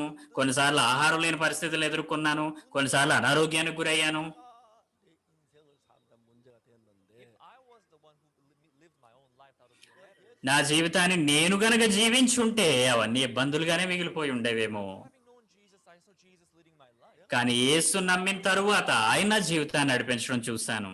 God did a lot of works in my life. దేవుడు నా జీవితంలో ఎన్నో కార్యాలు జరిగించాడు. Now, what did Jesus say? ఇప్పుడు యేసు ఏం చెప్తున్నాడు చూడండి. పరిసయ్యులు అడిగారు, Master, this woman was caught in the act of adultery. బోధకుడా ఈ స్త్రీ వ్యభిచారం చేస్తూ పట్టబడింది. Moses commanded that such should be stoned, but మరి అటు వారు రాళ్లతో కొట్టి చంపబడాలని మోషే ధర్మశాస్త్రంలో చెప్తున్నాడు. నువ్వేమంటావు? here, what did Jesus do next? మరి తర్వాత ఇక్కడ యేసు ఏం చేస్తున్నాడు? బైబిల్లో ఏముందో చూడండి. Jesus stooped down and he wrote on the ground with his finger. అయితే యేసు వంగి నేల మీద వ్రేలితో ఏమో రాయిచుండెను. చాలా మంది నన్ను ఈ ప్రశ్న అడిగారు. What did he write with his finger on the ground? ఆయన వ్రేలితో రాస్తున్నాడు అంటే ఏం రాస్తున్నాడు అంటారు? ఆయన నేలపై ఎందుకు రాస్తున్నాడు అని. It was so necessary for him to write on the ground with his ఆయన నేలపై వ్రేలితో రాయాల్సిన అవసరం ఏముంది? 짝이 있는데 But when I read the Bible కానీ బైబిల్ చదివినప్పుడు బైబిల్లో ప్రతిదానికి జత అనేది ఉంది. 손가락으로 글씨 썼다고 the scripture, there are two places where it talks God writing with his own finger. మరి దేవుడు తన సొంతంగా స్వయంగా వేలితో రాయడం గురించి 2 దగ్గర రాయబడి ఉంది. నేను అది కనుగొన్నాను. 손가락으로 నేను అది చూశాను. When God gave the 10 commandments to Moses, మరి దేవుడు మోషేకి ఆ పదాజ్ఞలు ఇస్తున్నప్పుడు ఆ రాతి పలకల పైన స్వయంగా తన వేలితో రాశాడని బైబిల్ సెలవిస్తుంది. God wrote the 10 commandments with his own finger on the tables of దేవుడు ఆ రాతి పలకల పైన పదాజ్ఞలు స్వయంగా ఆయన వ్రేలుతో రాశాడు. రెండోసారి ఆయన మళ్ళీ వ్రేలుతో రాస్తున్నాడు. 매일매일 되게 버르바시라고 손가락 벽에 글씨 쓴 이야기가 나오는데 He said maybe it's in Book of Daniel where the hand appeared in మరి చాలా మనకు ఏమంటారంటే ఆ దానియేలు గ్రంథంలో కూడా మరి ఒక చెయ్యి వచ్చి రాసినట్టుగా ఉంది కదా అంటారు. but in the book of Daniel it says కానీ దానియేలు గ్రంథంలో చూస్తే ఒక మనిషి ఆకారంలో, మనిషి చేతి ఆకారంలో ఉన్న స్వరూపం వచ్చి రాసింది అని ఉంటుంది అంతే. God wrote with his own finger. దేవుడు స్వయంగా తన వ్రేలుతో రాసింది. రెండు సందర్భాలు బైబిల్లో పేర్కొనబడ్డాయి. The Ten Commandments on the table. మొదటిగా రాతి పలకల పైన పదాజ్ఞలు రాయడం, The Bible says that God wrote it with his finger on the 내 table. 앞에 다른 신을 మరి ఆ రాతి పలకల పైన దేవుడు తన వ్రేలుతో రాశాడని బైబిల్ సెలవిస్తుంది. Thou shalt not make unto thee any graven images. నేను తప్ప వేరొక దేవుడు మీకు ఉండకూడదు, ఎటువంటి పోతపోసిన విగ్రహాలు మీరు చేసుకోకూడదు, మీ దేవుడని యెహోవా నామమును వ్యర్థంగా ఉచ్చరింపకూడదు, పరిశుద్ధ దినమును మీరు ఆచరించాలి, మీ తల్లిదండ్రులకు సన్మానించాలి, నరహత్య చేయకూడదు, వ్యభిచరించకూడదు, అబద్ధ సాక్ష్యం పలకకూడదు, దొంగిలించకూడదు. So God wrote these 10 commandments. దేవుడి 10 ఆజ్ఞలను స్వయంగా ఆయన వ్రేలుతో రాతి పలకల పైన రాయడం జరిగింది. 하나님은 어디서 손가락 글씨 쓰시는 So when is the second time when he wrote with his మరి రెండోసారి ఎప్పుడు ఆయన మళ్ళీ వ్రేలుతో రాస్తున్నాడు? 여자 앞에서 예수님이 하나님의 손가락 나의 글씨 That's in John chapter 8 where Jesus wrote with his own అది ఎక్కడో కాదు, యోహాను సువార్త 8వ అధ్యాయంలో ఆ వ్యభిచారంలో పట్టబడిన స్త్రీ ముందు ఆయన వ్రేలుతో రాస్తున్నాడు. చాలా మంది ప్రజలు ఈ ప్రశ్న అడిగారు నన్ను, యేసు ఆయన వ్రేలుతో నేలపైన ఏం రాసి ఉంటాడు, ఎందుకు రాస్తున్నాడు? చాలా సులభం. When you read the Bible, మీరు బైబిల్ చదువుతున్నప్పుడు you can discover the amazing fact, the truth. ఎంతో అద్భుతమైన సత్యాలు మీరు కనుగొనగలుగుతారు, గుర్తించగలుగుతారు. Book of Jeremiah, మీరు ఎప్పుడైనా హిర్మియా గ్రంథం చదివారా? 말씀할 31장에 in the book of Jeremiah chapter 31, హిర్మియా గ్రంథంలో 31వ అధ్యాయం మీరు చూస్తే, Jeremiah chapter 31 verse 31 it says, హిర్మియా గ్రంథం 31వ అధ్యాయం 31వ వచనం చెప్తుంది, 보라 날이 이르리니 내가 이스라엘 집과 유다 집에 새 ఇదిగో నేను ఇశ్రాయేలు వారితోను యోధా వారితోను క్రొత్త నిబంధన చేయ దినములు వచ్చుచున్నవి, ఇదే యెహోవా వాక్కు. 새 언약이란 말이 나오죠. here it talks about a new covenant, right? ఇక్కడ క్రొత్త నిబంధన గురించి మాట్లాడుతుంది, ఇది అవునా? A promise. చూడండి, నిబంధన అంటే వాగ్దానం. 십계명 그 율법 그걸 가지고 언약이라고 말합니다. So we call those 10 commandments a covenant. మరి ఆ 10 ఆజ్ఞలను మనం నిబంధన అని పిలుస్తున్నాము. 그 상자를 언약궤라고 말합니다. So the box where they kept this tables of stone on which the మరి ఆ రాతి పలకలు ఉంచబడినటువంటి ఆ బాక్స్ ని ఏమని పిలుస్తారు అంటే నిబంధన మందసం అంటారు. So God who gave them the promise, God gave them this covenant. దేవుడు ప్రామిస్ ఇచ్చాడు, ఈ నిబంధన ఇచ్చాడు మనకి. 십계명 율법이 나오는데 When you read the Bible in the book of Exodus, మీరు బైబిల్ చదివినప్పుడు మన నిర్గమకాండం 21వ అధ్యాయం చూస్తే ఈ 10 ఆజ్ఞల గురించి మాట్లాడుతూ ఉంది. God spoke to Moses, the children of Israel, దేవుడు మోషే ద్వారా ఆ ఇశ్రాయేలు ప్రజలందరితో మాట్లాడాడు. that if you listen to my words, మీరు నా మాట విని voice and keep my covenants, నా కట్టడలు శ్రద్ధగా ఆచరించిన ఎడ్ల thou be when thou comest in, when thou goest out. మీరు ఇంట్లోనికి వచ్చిన ఆశీర్వదించబడతారు, ఇంటి బయటికి వెళ్ళిన ఆశీర్వదించబడతారు. మీరు పరిశుద్ధ జనాంగముగాను యాజక సమూహంగాను ఉంటారు. అది దేవుని వాగ్దానం, ప్రామిస్ అది. Spoke so. మరి మోషే ఎప్పుడైతే ఆ విధంగా వివరించాడో Israelite, they say that we'll ఇశ్రాయేలీలందరూ కూడా దేవుని వాగ్దానములన్నీ వెంబడిస్తామన్నారు. 언약이라고 మరి వారు వాగ్దానం చేశారు గనుక అది నిబంధనగా పేర్కొనబడుతుంది. It's important here. కానీ ఇక్కడ ముఖ్యమైన విషయం ఏంటంటే, Last time I visited United States, మరి పోయినసారి నేను అమెరికాకి వెళ్ళాను. I've been to a church in Philadelphia. ఫిలడెల్ఫియాలో ఉన్న ఒక చర్చికి వెళ్ళాను. Gathered there. చాలా మంది పాస్టర్లు అక్కడ గ్యాదర్ అయ్యారు. One pastor gave his business card to me. ఒక పాస్టర్ ఆయన బిజినెస్ కార్డ్ నాకు ఇచ్చారు. ఆయన card Read on it a new covenant church. దానిపైన ఏముందంటే న్యూ కవనెంట్ చర్చ్ అని ఉంది. ఆయన అడిగాను నేను, 뭔지 아십니까? Do you know what a new covenant is? New covenant అంటే తెలుసా అండి మీకు పాస్టర్ గారు? ఈ క్రొత్త నిబంధన అంటే నాకు తెలియదు అన్నాడు ఆయన. Do you happen to know what is the first covenant is? ఈ క్రొత్త నిబంధన ఏంటో తెలుసా, లేదా పాతది మొదటి నిబంధన ఏంటో తెలుసా మీకు? 10 commandments. ఆ మొదటి నిబంధన పాత నిబంధన ఏదో కాదు, 10 ఆజ్ఞలు. Is the law? It's not a law, not a covenant. There are people who say that. కొంతమంది ఏమంటారంటే అది ధర్మశాస్త్రము, అది నిబంధన కాదు అంటారు. అవి చూడడానికి ఆజ్ఞల్లా కనిపిస్తున్నాయి గనుక 19장의 약속을 ఆ ఆజ్ఞల ద్వారా నిబంధన అనేది ఏర్పడింది దేవునికి మనిషికి మధ్యలో. Deuteronomy chapter 32, he made that covenant. ద్వితీయోపదేశకాండం 31వ అధ్యాయంలో కూడా ఆ నిబంధన గురించి మాట్లాడుతూ ఉంది. 그러니까 내가 이 법을 지키면 If you keep these commandments, ఈ ఆజ్ఞలు మీరు ఆచరిస్తే మీరు ఎక్కడున్నా సరే ఆశీర్వదించబడతారు. ఇంటి లోపలికి వచ్చినా బయటికి వెళ్ళినా మీ పొలం ఆశీర్వదించబడుతుంది, మీ పంట ఆశీర్వదించబడుతుంది, మీ దాసీలు ఆశీర్వదించబడతారు, మీ ఇంట్లో ఉన్న సేవకులు ఆశీర్వదించబడతారు, మీ అతిథులు ఆశీర్వదించబడతారు. ఆశీర్వాదం ఆశీర్వాదం ఆశీర్వాదం అని ఉంటుంది మొత్తం. to break it, కానీ మీరు కనుక అతిక్రమిస్తే shalt thou be when thou goest in, when thou మీరు శపించబడతారు. ఇంటి బయటికి వెళ్ళిన శాపాన్ని పొందుకుంటారు, ఇంటి లోపల ఉన్న శాపాన్ని పొందుకుంటారు, మీ పొలం శపించబడుతుంది, మీ పాడి పశువులు శపించబడతాయి. ఆ విధంగా దేవుడు ప్రామిస్ చేశాడు. Israelite in the Exodus chapter 19, మరి ఇశ్రాయేలీలు నిర్గమకాండం 19వ అధ్యాయంలో promise saying, we'll obey your voice and we'll keep those laws. నీ స్వరం విన కట్టడములను మేము ఆచరిస్తామని దేవుడు మాట ఇచ్చారు. That is why I couldn't help but to curse those who broke the law. అందుకే ఎవరైతే ఆజ్ఞలు అతిక్రమిస్తారో వేరే మార్గం లేదు, దేవుడు వాళ్ళని శపించాల్సిందే. ఎవరైతే పాటిస్తారో వారిని ఆశీర్వదించాల్సిందే. కానీ ఇక్కడ సమస్య ఏంటంటే Imagine if the 15 people they broke the law out of the whole people, మరి ప్రజలందరిలో ఒక 15 మంది కనుక ఆజ్ఞలు తప్పిపోతే బహుశా 15 మందిని శపించి మిగతా వాళ్ళందరినీ ఆశీర్వదించవచ్చు. if only 50 people broke the law and everybody else kept the law, then you can curse only those people. కేవలం 50 మంది మరి ఆజ్ఞలు అతిక్రమించి మిగతా వాళ్ళందరూ పాటిస్తే కేవలం వాళ్ళని శపిస్తే సరిపోతుంది. Born as a human being, కానీ మనిషిగా పుట్టిన ప్రతి ఒక్కరూ పాపం చేయని వారు ఎవ్వరూ లేరు. there was no one who could keep those commandments. ఆజ్ఞలు పాటించగలిగిన వారు ఎవ్వరూ లేరు. 로마서 8장 2절에 보면 Therefore, in the Romans chapter 8, verse 2, అందుకే రోమపత్రిక 8వ అధ్యాయం 2వ వచనం చెప్తుంది, it says the law of sin and death. పాప మరణముల నియమము అని చెప్తుంది. 사망의 법이라. It's the law of sin and death. చూడండి అక్కడ ఏమనుంది, పాప మరణముల నియమము.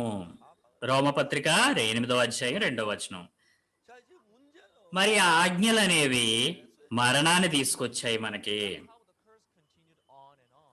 ఆ విధంగా శాపం నిరంతరంగా కంటిన్యూ అయ్యింది. God did not mean to destroy us. దేవుడు మనల్ని శపించాలనేది ఆయన ఉద్దేశం కాదు. In order to save we who only deserve the curse, కేవలం శాపాన్ని మాత్రమే పొందుకోవలసిన మనల్ని రక్షించడం కోసం in Jeremiah 31, verse 31, ఇర్మియా గ్రంథం 31వ అధ్యాయం 31వ వచనంలో దేవుడు సెలవిస్తూ ఉన్నాడు, Lord, 날이 보라 날이 이르니 내가 이스라엘 집에과 유다 집에 새 언약을 세우리라. behold, the days come that I'll make a new covenant with the house of ఇదిగో ఇశ్రాయేలు వారితోనూ యోధా వారితోనూ క్రొత్త నిబంధన చేయి దినములు వచ్చుచున్నవి, ఇదే యెహోవా వాక్కు. say a new covenant, the former covenant was చూడండి, ఆయన క్రొత్త నిబంధన అని చెప్తున్నాడు అంటే అక్కడ పాత నిబంధన కూడా ఉందనే కదా.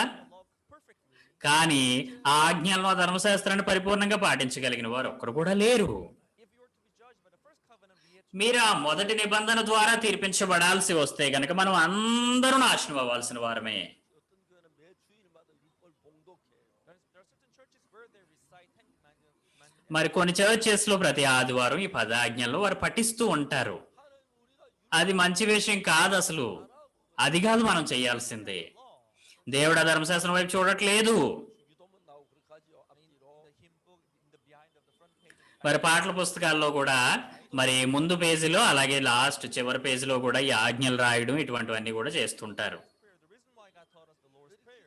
మరి ప్రభు ప్రార్థన కూడా ఇటువంటి పుస్తకాల్లో రాయబడి ఉంటుంది. ఎందుకు ఆ ప్రభు ప్రార్థన నేర్పించాడు యేసుక్రీస్తు అంటే ఒకే విషయాన్ని మళ్ళీ చెప్పాలని కాదు. ఈ విధంగా మీరు సులభంగా ప్రార్థన చేయండి సరిపోతుందని చెప్పడానికి. కానీ మరి ఆ పరలోక ప్రార్థన చాలా మంది కంఠస్థం చేస్తుంటారు, దాన్ని చదువుతూ ఉంటారు. అది ప్రార్థన అవ్వదు, మీరు కంఠస్థం చేస్తున్నారు, దాన్ని ఏదో వల్లి వేస్తున్నారు అంతే. Just forgive us as we have forgiven our neighbors. మేము మేము మా పొరుగు వారిని క్షమించిన ప్రకారము మీరు మా పాపములు క్షమించండి అని ఉంటుంది. ఎప్పుడు క్షమించాం మనం మన పక్క వాళ్ళని? అసలు మా అనుదిన ఆహారం మాకు దయచేయమని ఉంటుంది.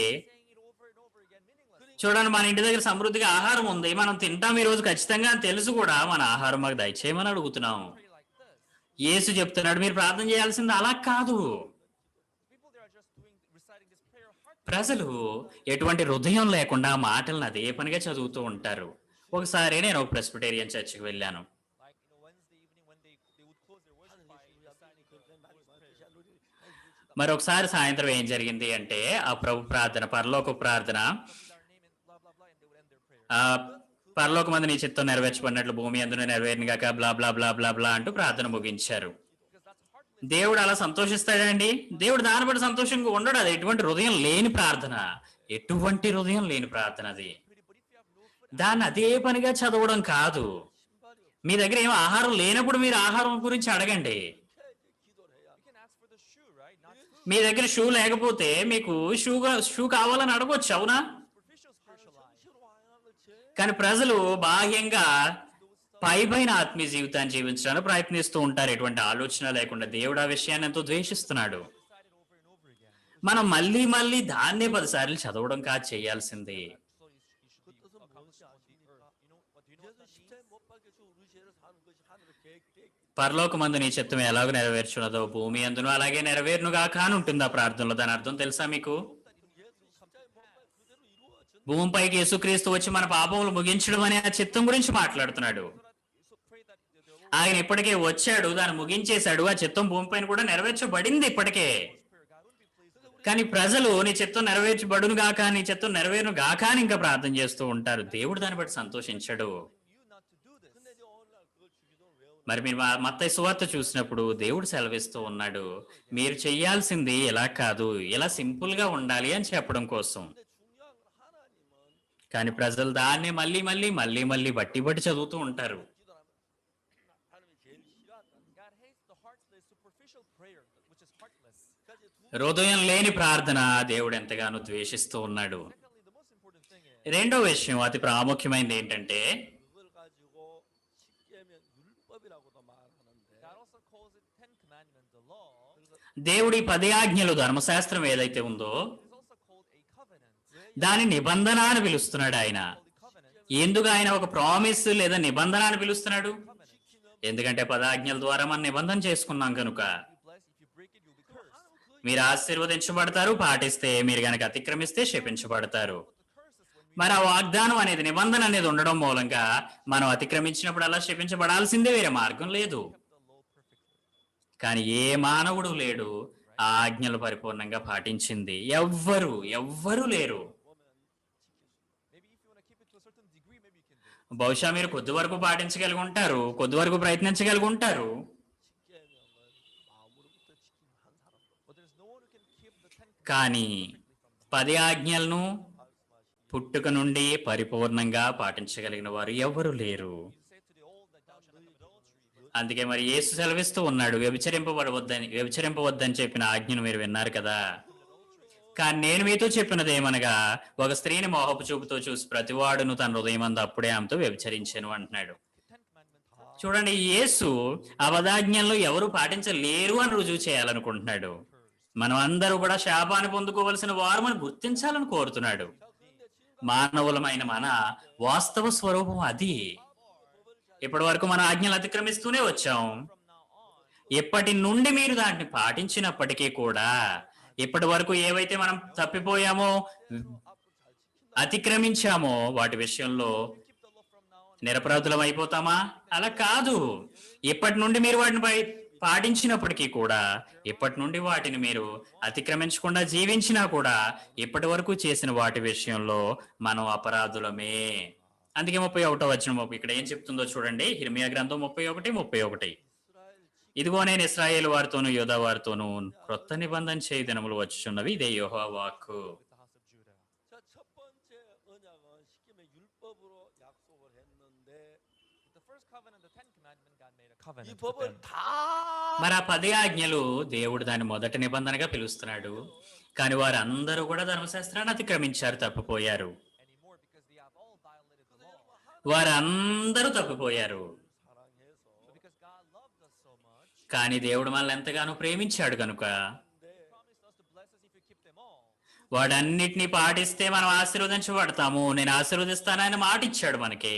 Earth that can keep the law. కానీ ఈ భూమిపైన ఒక్క వ్యక్తి కూడా లేడు వాటిని పరిపూర్ణంగా పాటించగలిగిన వారు. కానీ దేవుడు మనల్ని ప్రేమించాడు కనుక 사람도 살릴 수 있는 새 언약이 필요한 God needed a new covenant through which He could even save the people who have violated the first covenant. మరి ఆ మొదటి నిబంధన తప్పిపోయిన వారిని, అతిక్రమించిన వారిని కూడా కాపాడగలిగే విధంగా దేవుడికి ఒక క్రొత్త నిబంధన అవసరమైంది. మరి ఆ పాస్టర్ గారు నేను అడిగాను, క్రొత్త నిబంధన అంటే ఏంటో తెలుసా పాస్టర్ గారు అని. నాకు సరిగా తెలియదండి అన్నాడు ఆయన. నేను ఆయనకు వివరించాను. A new covenant in ఈ Jeremiah. క్రొత్త నిబంధన అంటే ఇర్మియా గ్రంథం 31 వివరంగా మాట్లాడుతూ ఉంది. 31 ఇక్కడ సెలవిస్తుంది, ఇదిగో నేను ఇశ్రాయేలు వారితోనూ యూదా వారితోనూ క్రొత్త నిబంధన చేయు దినములు వచ్చుచున్నవి, ఇదే యెహోవా వాక్కు. Israel with the house of Judah. You understand? అర్థమవుతుందా అండి? Romans chapter 8. మరి రోమా పత్రిక 8వ అధ్యాయం 1వ వచనం మీరు అక్కడ చూస్తే For the law of the spirit of the life in Christ Jesus. చూడండి, అక్కడ ఏమని ఉంది? క్రీస్తు యేసునందు జీవమునిచ్చే ఆత్మ యొక్క నియమము. 2వ వచనం, పాప మరణముల నియమము నుండి నన్ను విడిపించెను. చూడండి, ఇక్కడ 2 నియమాలు ఉన్నాయి. మొదటి నియమము జీవమునిచ్చే ఆత్మ యొక్క నియమము, రెండవది పాప మరణముల నియమము. 사망의 법이 뭐냐면 What is the law of sin and death? ఈ పాప మరణముల నియమం అంటే ఏంటి అసలు? 와 사망의 법이라고 말합니다. The Ten Commandments is considered 10 ఆజ్ఞలు. ఆ ధర్మశాస్త్రము ఈ పాపం మరణముల నిబంధనగా పేర్కొనబడుతుంది. ఎందుకంటే 10 ఆజ్ఞలు పాపం అంటే ఏంటనేది మనకు చూపిస్తున్నాయి. మనం మరణం ముందు నిలబెడుతూ ఉన్నాయి. ఆ ఆజ్ఞల్లో ఎటువంటి కృప లేదు, ఆజ్ఞల్లో ఎటువంటి కరుణకు తావు లేదు. మనం కేవలం శపించబడతాం. because God loved us కానీ దేవుడు మనల్ని ప్రేమించాడు కనుక in order to save us. మనల్ని రక్షించటానికి What did he do? ఆయన ఏం చేశాడు? He made a new law, new covenant. క్రొత్త నిబంధన ఏర్పాటు చేశాడు ఆయన. So that's what Jeremiah 31 verse 31. అందుకే ఇర్మియా గ్రంథం 31వ అధ్యాయం 31వ వచనం దీన్ని మాట్లాడుతుంది.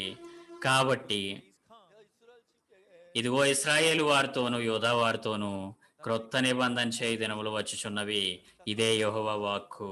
Verse 32 it says, మరి 32వ వచనం మీరు చూస్తే 내가 그들 열조의 손을 잡고 애굽 땅에 인도한 내등과 날과 날에 세운 것 같지 아니할 것은 내가 그들 남편에도 그들 내 언약을 파하였으니 అది ఐగుప్తులో నుండి వారిని రప్పించుటకై నేను వారిని చేయి పట్టుకుని దినమున వారి పితరులతో నేను చేసిన నిబంధన వంటిది కాదు. నేను వారి పెనిమిటినైనను వారు ఆ నిబంధన భంగం చేసుకొనిరి, ఇదే యెహోవా వాక్కు.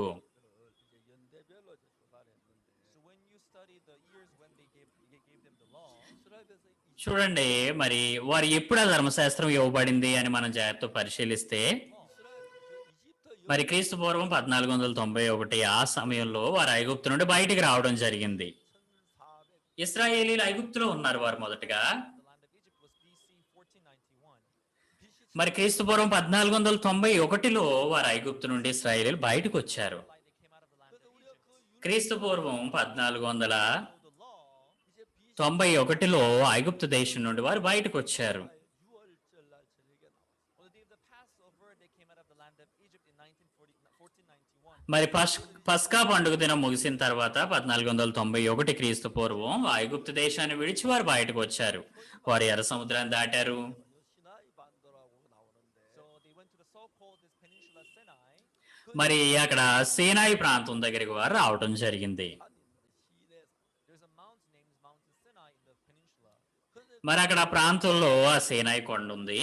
4일 날 이집트에서 나와서 That was the 14th day of the first month in 1491. 1491 Less than a month to get there.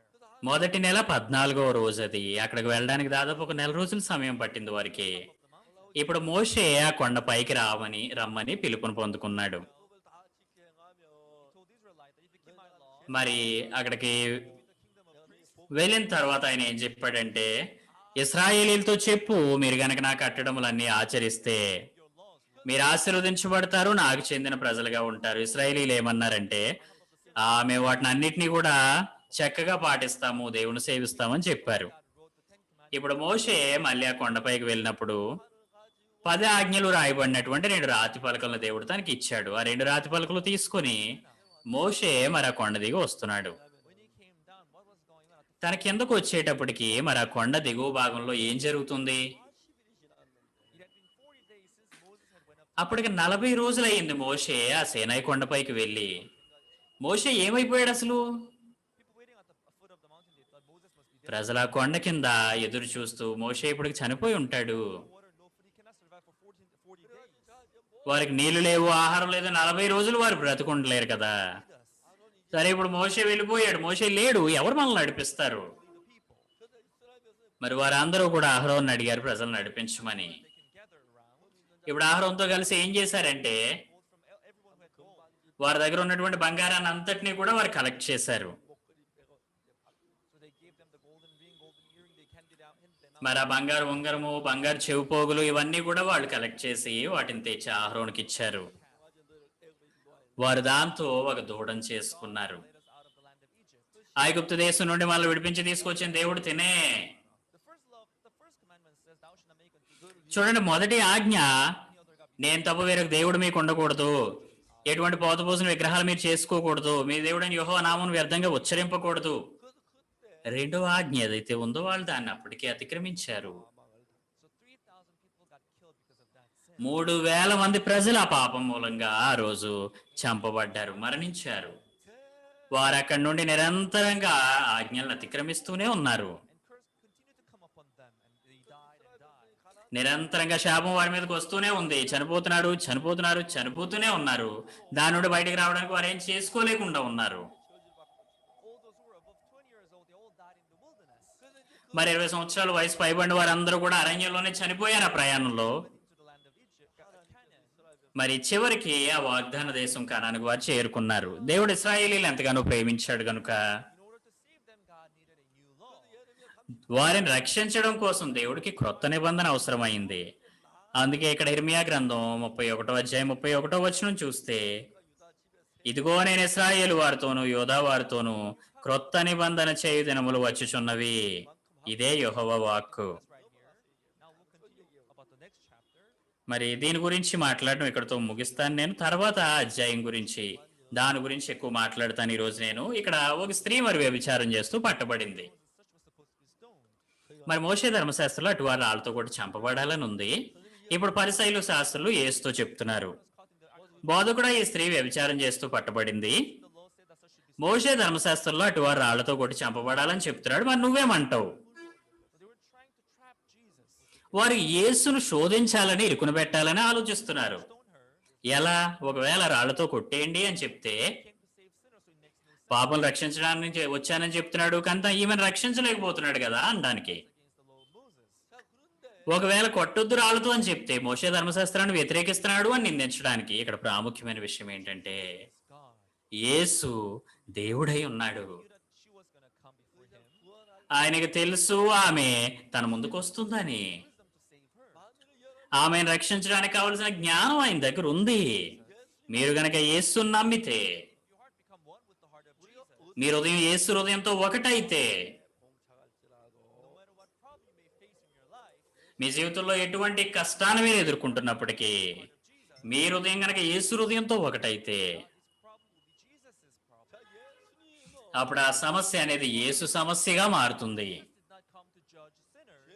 యేసు పాపులకు తీర్పు ఇవ్వడానికి రాలేదు, ఆయన పాపులను రక్షించడానికి వచ్చాడు. మరి వ్యభిచారంలో పట్టబడిన స్త్రీని ఆయన ఇప్పుడు రక్షించాలి.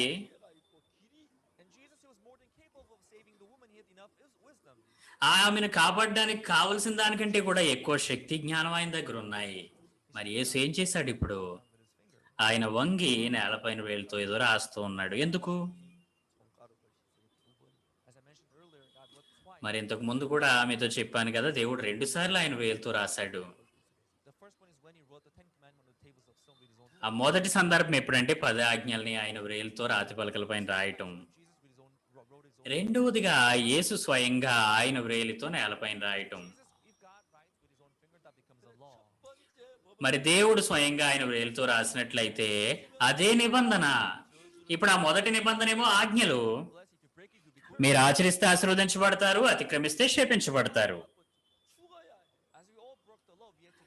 మరి ఆజ్ఞలు మన అందరూ తప్పిపోయాం కనుక మనం మరణించాలి, మనం నాశనం అవ్వాల్సిన వారు. వ్యభిచారంలో పట్టబడిన స్త్రీ కూడా రాళ్లతో కొట్టి చంపబడాలి. కానీ యేసు ఎవరైతే మరణించాల్సి ఉందో, ఎవరైతే శిక్షించబడాల్సి ఉందో వారిని రక్షించడానికి వచ్చాడు ఆయన. కాబట్టి మీరు ఎటువంటి పాపం చేసి ఉన్నప్పటికీ యేసు మనలాంటి పాపలను రక్షించడానికి వచ్చాడు. ఇర్మియా గ్రంథం 31 వచనం.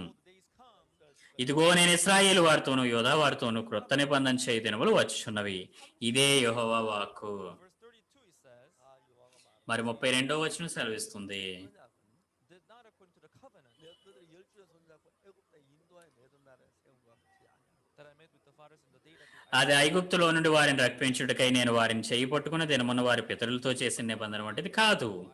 నేను వారి పెనిమిటిన ఇన్ను వారు ఆ నిబంధన భంగం చేసుకునేది, ఇదే యెహోవా వాక్కు. the Ten Commandments, దేవుడు వారికి 10 ఆజ్ఞలు ఇచ్చాడు.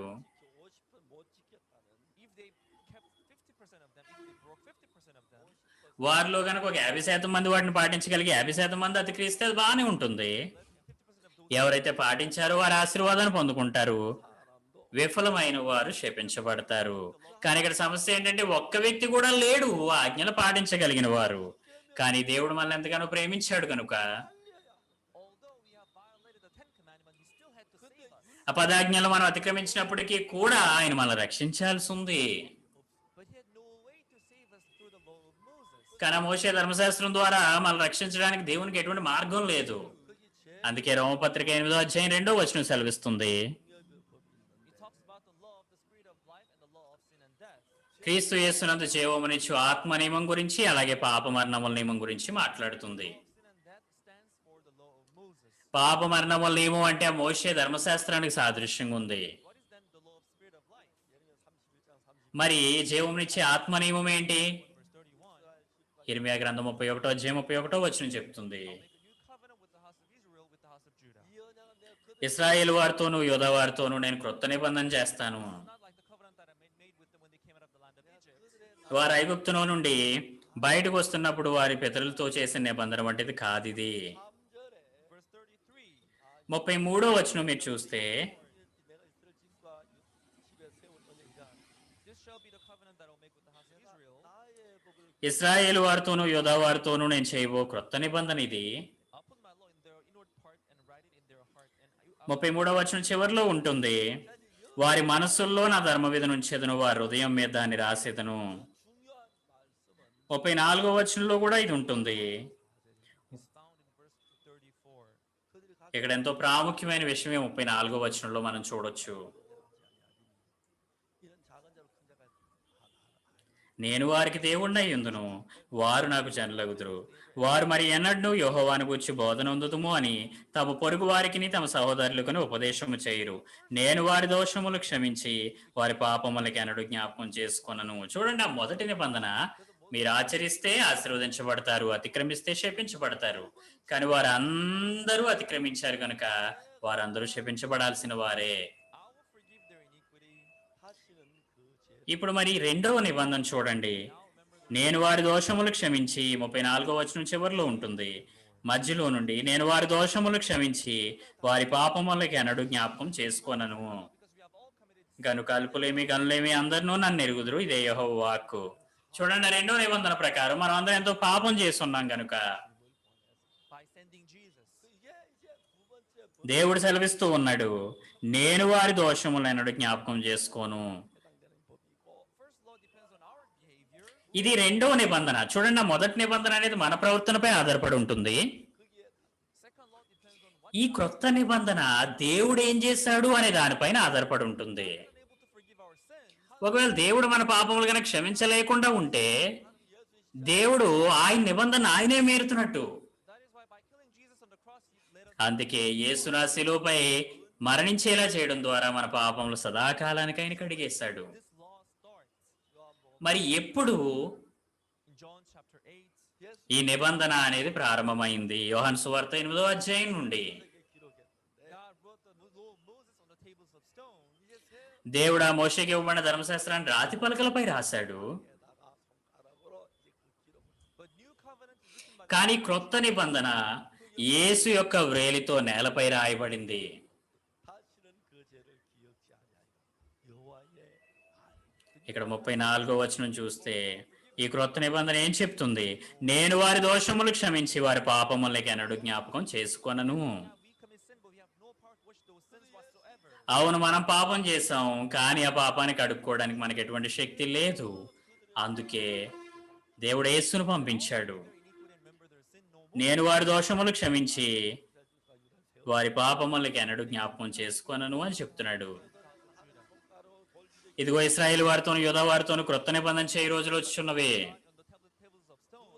మొదటిగా రాతి పలకలపై దేవుడు స్వయంగా తన వ్రేలుతో ఆజ్ఞలు రాశాడు.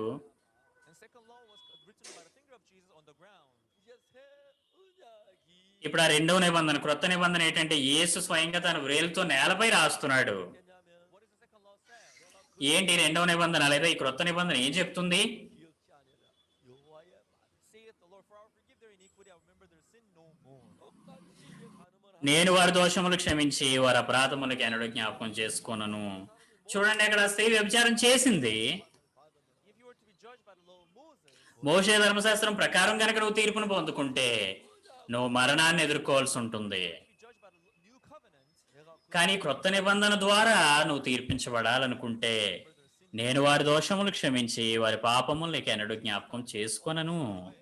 యేసు మరణించి మన పాపములన్నీ కడిగి వేశాడు. down on this earth, మరి యేసు ఈ భూమిపైకి వచ్చినప్పుడు no matter what evil we may have done, 모든 죄를 ఎటువంటి పాపం చేసి ఉన్నప్పటికీ ఎటువంటి దుష్టమైన క్రియలు జరిగించి ఉన్నప్పటికీ యేసు ఆ పాపములన్నీ కడిగి వేశాడు. now all that we have to do is accepting it by faith. ఇప్పుడు మనం చేయాల్సిందల్లా విశ్వాసంతో మన హృదయాల్లో దాన్ని అంగీకరించటమే. Now Jesus will judge the one with the new covenant. ఇప్పుడు యేసు మనలందరినీ కూడా ఈ క్రొత్త నిబంధన ప్రకారం తీర్పిస్తున్నాడు. నేను కూడా నిన్ను నిందించను, ఇక వెళ్ళి పాపం చేయకుము. చూడండి, వ్యభిచారంలో పట్టుబడిన అదే స్త్రీ మోషే ధర్మశాస్త్రం ద్వారా తీర్పించబడితే ఆమె శపించబడాలి, రాళ్లతో కూడా చంపబడాల్సి ఉంటుంది. New covenant, కానీ దేవుడు ఈ క్రొత్త నిబంధన ఏర్పరిచాడు. the new covenant appears in ఈ క్రొత్త నిబంధన రోమపత్రిక 8:2 కూడా మనం చూడొచ్చు. క్రీస్తు యేసునందు జీవమునిచ్చు ఆత్మ యొక్క నియమము hath made me పాప మరణముల నియమము నుండి నన్ను విడిపించెను. the law of sin and death stands for the law of ఈ పాప మరణముల నియమం అంటే ఆజ్ఞలు ధర్మశాస్త్రానికి సాదృశ్యం. జీవమునిచ్చు ఆత్మ నియమం అంటే యేసు ద్వారా మనం పొందుకుంటున్న ఈ రెండవ నిబంధన క్రొత్త నిబంధన. the times of the Lord continued until the days of Jesus and people were cursed. 살만 여자를 살려야 했어. Now Jesus had to save the woman of adultery. చూడండి, ఇప్పుడు యేసు వ్యభిచారంలో పట్టుబడిన స్త్రీని రక్షించాలి కాబట్టి ఆయన ఆ చట్టాన్ని మారుస్తూ ఉన్నాడు. ఎప్పుడైతే ఆయన నేలపై వేలుతూ రాశాడో Ended the days of the law, ఆ ధర్మశాస్త్ర కాలాన్ని ఆయన ముగించాడు. the new covenant. ఈ క్రొత్త నిబంధన శకాన్ని ఆయన ప్రారంభించాడు. New covenant, although we have committed sins, ఈ క్రొత్త నిబంధనలో మనం పాపం చేసి ఉన్నప్పటికీ I will forgive their iniquity. నేను వారి పాపములను క్షమించి Sin no more. వారి దోషములకి ఎన్నడూ జ్ఞాపకం చేసుకొనను. The Lord, ఇదే యెహోవా వాక్కు. if you believe the commandments, మీరు గనక ఆజ్ఞలను నమ్ముతున్నట్లయితే you'll be cursed. 생명의 성령 మీరు ఆచరిస్తే ఆశీర్వదించబడతారు, Covenant, అతిక్రమిస్తే శపించబడతారు. sin you may have committed, కానీ క్రొత్త నిబంధన ప్రకారం మీరు ఎటువంటి పాపం చేసి ఉన్నప్పటికీ నేను వారి దోషములు క్షమించి వారి పాపములకి ఎన్నడూ జ్ఞాపకం చేసుకొనను. this new law will judge us now. ఈ క్రొత్త నిబంధన మనకి ఇప్పుడు తీర్పిస్తుంది. వ్యభిచారంలో పట్టుబడిన స్త్రీ ఆమె పట్టుబడింది. 돈에 맞아 죽어야 She was clearly supposed to be dead. ఆమె ఎంతో స్పష్టంగా మరణాన్ని ఎదుర్కోవలసిన స్త్రీ. కానీ యేసు ఆ చట్టాన్ని మార్చేశాడు. ఆయన ఆ నిబంధన మార్చేశాడు. In Korea, we had curfew a long time ago. మరి కొరియాలో చాలా కాలం క్రిందట కర్ఫ్యూ ఉండేది. That is, in the evening, they were afraid that spies from North Korea may come to South Korea. మరి చీకటి పడిన తర్వాత ఆ ఉత్తర కొరియా నుండి దక్షిణ కొరియాకి ఈ వేగు చూసేవారు, స్పైస్, గూఢచారులు అంటాం కదా, వాళ్ళు వస్తారేమో అని కొద్దిగా భయం ఉండేది. కాబట్టి కర్ఫ్యూ ఉండేదన్నమాట. There is only Chungcheong North Province that does not touch the sea, but other provinces touches the sea. మరి ఆ చుంచాన్ దక్షిణ ప్రాంతం ఏదైతే ఉందో దానికి సముద్ర తీరం ఏమీ లేదు. మిగతా ప్రాంతం అంతటికీ కూడా సముద్ర తీరం ఉంది. But other than Chungcheong North Province, many other laws. కాబట్టి ఈ దక్షిణ భాగం కాకుండా మిగతా ప్రాంతాలన్నిట్లో కర్ఫ్యూ ఉండేది. If you walk around in the midnight, police మీరు కనుక అర్ధరాత్రి తిరుగుతున్నట్లయితే పోలీసులు మిమ్మల్ని పట్టుకోవచ్చు, ఎటువంటి ప్రాబ్లం లేదు, వాళ్ళకి అరెస్ట్ చేసే అధికారం ఉంది. Chungcheong North Province కానీ మీరు ఈ దక్షిణ భాగంలో తిరుగుతూ ఉంటే పోలీసులు మిమ్మల్ని తరుముతూ వచ్చినప్పటికీ కూడా అక్కడ ఎటువంటి ఉపయోగం లేదు. మీరు ఆ పక్కనున్న ఆ ప్రాంతంలో ప్రవేశిస్తే అక్కడ కర్ఫ్యూ లేదు కాబట్టి మిమ్మల్ని ఎవరు ఏం చేయలేరు. 너는 그러고 막 మరి దక్షిణ భాగంలో కర్ఫ్యూ లేదు కనుక పోలీసులు మిమ్మల్ని పట్టుకోలేరు అక్కడ. And if you see policemen coming towards you, then you can go down to the మరి పోలీసులు మీ వైపు రావడం మీరు చూసినట్లయితే మీరు వెంటనే ఆ కర్ఫ్యూ లేని భాగం వైపు కనుక ప్రవేశిస్తే మీరు వారి నుండి తప్పించుకోవచ్చు, ఎందుకంటే అక్కడ కర్ఫ్యూ లేదు కనుక. they don't have the curfew time. 자, 이제 우리가 율법으로 하던 시대는 Just like that in the days of the law, అదే విధంగా ధర్మశాస్త్ర కాలం కూడా 91, క్రీస్తు పూర్వం 1491 నుండి యోహాను సువార్త 8వ అధ్యాయం వరకు ఆ కాలము ఆ ధర్మశాస్త్రానికి సంబంధించిన కాలము, ఆజ్ఞలకు సంబంధించిన కాలము. కానీ యేసు ఎప్పుడైతే తన వ్రేలుతో నేలపై రాశాడో ఈ క్రొత్త నిబంధన శకం మొదలైంది. ఏంటి ఈ క్రొత్త నిబంధన? for I will forgive their iniquity నేను వారి దోషములు క్షమించి and remember their sin. వారి పాపములను ఎన్నడూ జ్ఞాపకం చేసుకొనను. ఇదే యెహోవా వాక్కు. ఏమని రాయబడి ఉంది ఇక్కడ? With his finger, చూడండి, యేసు తన వేలుతో నేలపై రాస్తున్నాడు. that the days of the new covenant open. ఆ క్రొత్త నిబంధన రోజులు, ఆ శకాన్ని, ఆ తరాన్ని ఆయన ప్రారంభిస్తూ ఉన్నాడు. ఈ క్రొత్త నిబంధన తరంలో మనం జీవిస్తూ ఉన్నాం. ఈ క్రొత్త నిబంధన ప్రకారము మీ ప్రదాజ్ఞలను విసర్జించవచ్చు. Judged by the new covenant, ఈ క్రొత్త నిబంధన ప్రకారము మీరు తీర్పించబడితే I'll forgive their iniquity. నేను వారి దోషములు క్షమించి వారి పాపములకి ఎన్నడూ జ్ఞాపకం చేసుకొనను. ఇదే యెహోవా వాక్కు అని సెలవిస్తుంది ఇది. మీరు ఈ నిబంధన ప్రకారము తీర్పించబడితే మీరికి ఎంత మాత్రం పాపులు కారు. కానీ మీరు ఆ పదాజ్ఞల ద్వారా తీర్పును పొందుకోవాలనుకుంటే మీరు నాశనం అవుతారు. 결코 정죄함이 없나. That's why there is no condemnation in those who are in Christ Jesus. అందుకే మన రోమపత్రిక సెలవిస్తుంది, క్రీస్తు యేసునందున్న వారికి ఎటువంటి శిక్షా విధియు లేదు. క్రీస్తు యేసునందు జీవమునిచ్చే ఆత్మ యొక్క నియమము పాప మరణముల నియమము నుండి మనల్ని విడిపించెను. Hath made me free from the law of sin and death. పాప మరణముల నియమము నుండి నన్ను విడిపించెను. Amen, amen. That is why he said, I'll put my law in the inward part and I'll write it in their heart. అందుకే ఆయన సెలవిస్తూ ఉన్నాడు, నేను వారి దోషములు క్షమించి వారి పాపములకి ఎన్నడూ జ్ఞాపకం చేసుకొనను. వ్యభిచారంలో పట్టబడిన స్త్రీ మోషే ధర్మశాస్త్రం ప్రకారం చూస్తే ఆమె రాళ్లతో కొట్టి చంపబడాల్సిందే. కానీ క్రీస్తు యేసునందు జీవమునిచ్చే ఆత్మ నియమం ప్రకారం చూస్తే, అమ్మా నేను కూడా నిన్ను నిందించను, నువ్వు వెళ్ళు. యేసు మన పాపములను మనం రక్షించడానికి వచ్చాడు. ఆ వ్యక్తి ఎవరైనప్పటికీ, ఎటువంటి పాపం చేసి ఉన్నప్పటికీ ఆయన వారిని రక్షించగలడు. They tried to tempt Jesus. వారు యేసును శోధించడానికి ప్రయత్నించారు, Jesus did not fall in. కానీ యేసు వారి ఉచ్చులో పడలేదు. And Jesus ended the law of Moses, యేసు మోషే ధర్మశాస్త్రాన్ని ముగించాడు. established this new covenant. ఈ క్రొత్త నిబంధన స్థాపించాడు ఆయన. ఈ క్రొత్త నిబంధన ప్రకారం For I will forgive their iniquity నేను వారి దోషములు క్షమించి and remember their sin. వారి పాపములను ఎన్నడూ జ్ఞాపకం చేసుకొనను. Loving folks, ప్రియమైన దేవుని ప్రజలారా, God made two laws. దేవుడు 2 నిబంధనలు ఏర్పరిచాడు. మొదటిది ఆజ్ఞలు. If you break it, you will be cursed and be మీరు అతిక్రమిస్తే శపించబడతారు, ఆచరిస్తే ఆశీర్వదించబడతారు. కానీ క్రొత్త నిబంధన వేరు, ఇది అలా కాదు. I will forgive their iniquity. నేను వారి దోషములు క్షమించి Remember their sin no more. వారి పాపములకి ఎన్నడూ జ్ఞాపకం చేసుకొనను. Here you can choose. మీరు ఎన్నుకోవచ్చు, ఇక్కడ మీరు ఎంచుకోవచ్చు. మోషే ధర్మశాస్త్రం ద్వారా తీర్పును పొందుకోవాలనుకుంటున్నారా, లేదా By the law of the Spirit of life of God. క్రీస్తు యేసునందు జీవమునిచ్చే ఆత్మ నియమం ద్వారా తీర్పును పొందుకోవాలనుకుంటున్నారా? The law of Spirit of life in Christ Jesus. క్రీస్తు యేసునందు జీవమునిచ్చే ఈ ఆత్మ నియమము Free from the law of sin. పాప మరణముల నియమం నుండి నన్ను విడిపించింది. The new covenant, Jesus judged and ఈ క్రొత్త నిబంధన ద్వారా యేసు తీర్పించాలనుకుంటున్నాడు. వ్యభిచారంలో పట్టబడిన స్త్రీ ఆమె రాళ్లతో కూడా చంపబడాల్సిందే. Jesus judged her. కానీ యేసు ఆమెకు తీర్పిచ్చినప్పుడు, He said, neither do I condemn you. అమ్మా నేను కూడా నిన్ను నిందించను, 우리가 그랬어. ఇక వెళ్ళి పాపం చేయకుము. 그래서 율법을 하면 다 저주를 받아. According to the law of Moses, అవును, అదే విధంగా మోషే ధర్మశాస్త్రం ప్రకారం అయితే మనం అందరూ కూడా నాశనం అవ్వాల్సిన వారమే. చాలా మంది ప్రజలకి ఈ విషయం స్పష్టంగా తెలీదు. there are many people striving to keep the law of Moses and try to అందుకే మోషే ఆజ్ఞలను, ఆ విశ్రాంతి దినాన్ని ఎంతో నిబద్ధతో పాటించడానికి ప్రయత్నిస్తూ జీవిస్తుంటారు. Moses, you can only be cursed. కానీ మోషే యొక్క ధర్మశాస్త్రం మనకి శాపాన్ని మిగిల్చింది. ఎవరైతే మోషే ధర్మశాస్త్రం కింద జీవిస్తూ ఉంటారో వారు శపించబడాల్సిందే. కానీ దేవుడు మనల్ని ఎంతో ప్రేమించాడు గనుక ఈ క్రొత్త నిబంధన ఏర్పరిచాడు ఆయన.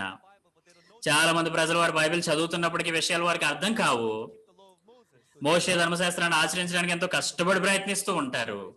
కానీ క్రీస్తు యేసునందు జీవమునిచ్చు ఆత్మ నియమము పాప మరణముల నియమము నుండి నన్ను విడిపించెను. the law of sin and death, which stands for the 10 commandments. ఈ పాప మరణముల నియమం అంటే 10 ఆజ్ఞలకు సంబంధించింది. ఆ నిబంధన నుండి మనల్ని ఆయన విడిపించాడు. ఎంతో అద్భుతమైన విషయం కదండి. కృతజ్ఞత చెల్లించాల్సిన విషయం కదండి. దేవుడు యేసును పంపించాడు. It says in Jeremiah chapter 31, మరి ఇర్మియా గ్రంథం 31:31 చెప్తున్న విధంగా he sent Jesus. ఆయన వాగ్దానం చేసిన ప్రకారం యేసును పంపించాడు. ఈ క్రొత్త నిబంధన ఆయన స్థాపించాడు. 율법 잘 지키면 복 받을 것처럼 여기에만 Satan deceives us and makes us think that సాతాను మనల్ని ఎంతగానో మోసగిస్తూ ఆ మోషే ధర్మశాస్త్రాన్ని వెంబడించే విధంగా నడిపిస్తుంది. ఆ మోషే ధర్మశాస్త్రం ద్వారా మనం ఎన్నడూ ఆశీర్వదించబడలేము. మనం ఆచరించేలా ఉంటే పరిపూర్ణంగా ఆచరించాలి వాటిని. కానీ ఇప్పటికే మనం వాటి విషయంలో తప్పిపోయాం. ఇక నుండి నేను ఆచరిస్తాను, ఇక నుండి పాటిస్తానని ప్రయత్నించినా ఉపయోగం లేదు. క్రీస్తు యేసునందు జీవమునిచ్చే ఆత్మ నియమం మనకు నిత్య జీవాన్ని ఇస్తూ ఉంది. ఆ మోషే ధర్మశాస్త్రం 10 ఆజ్ఞల ద్వారా మీరు తీర్పించబడాలనుకుంటున్నారా? మీరు నిత్య నరకానికి వెళ్లాల్సి ఉంటుంది. నాశనములకు మనల్ని నడిపిస్తుంది. ఇంకా ప్రజలు ఎవరైతే ఈ మోషే ధర్మశాస్త్రం ద్వారా ఇబ్బందులు ఎదుర్కొంటున్నారో, దాని కింద ప్రయాసపడుతూ ఉన్నారో, వారితో బైబిల్ సెలవిస్తూ ఉంది. క్రీస్తు యేసునందు జీవమునిచ్చే ఆత్మ యొక్క నియమము పాప మరణముల నియమము నుండి నన్ను విడిపించెను. we're no longer slaves to the law of sin and death. పాప మరణముల నియమమునికి ఎంత మాత్రం మనం దాసులము కాము. క్రీస్తు యేసునందు జీవమునిచ్చే ఆత్మ నియమంలో ఉన్నాం మనం ఇప్పుడు. Remember their sin no more. నేను వారి దోషములు క్షమించి వారి పాపములకి ఎన్నడూ జ్ఞాపకం చేసుకొనను. ఇది దేవుడు మనకిచ్చిన వాగ్దానం, నిబంధన. ప్రేమైన దేవుని ప్రజలారా, ఏ నిబంధన కింద మీరు జీవించాలనుకుంటున్నారు? జీవమునిచ్చే ఆత్మ నియమంలో మీరు జీవించండి. ఈ ఆత్మ నియమంలో మీరు జీవించండి. మీరేం చేస్తున్నారనేది ముఖ్యం కాదు. 죄와 사함 దేవుడు మన కోసం ఏం చేశాడో దాని ప్రకారం మనల్ని ఆశీర్వదిస్తున్నాడు.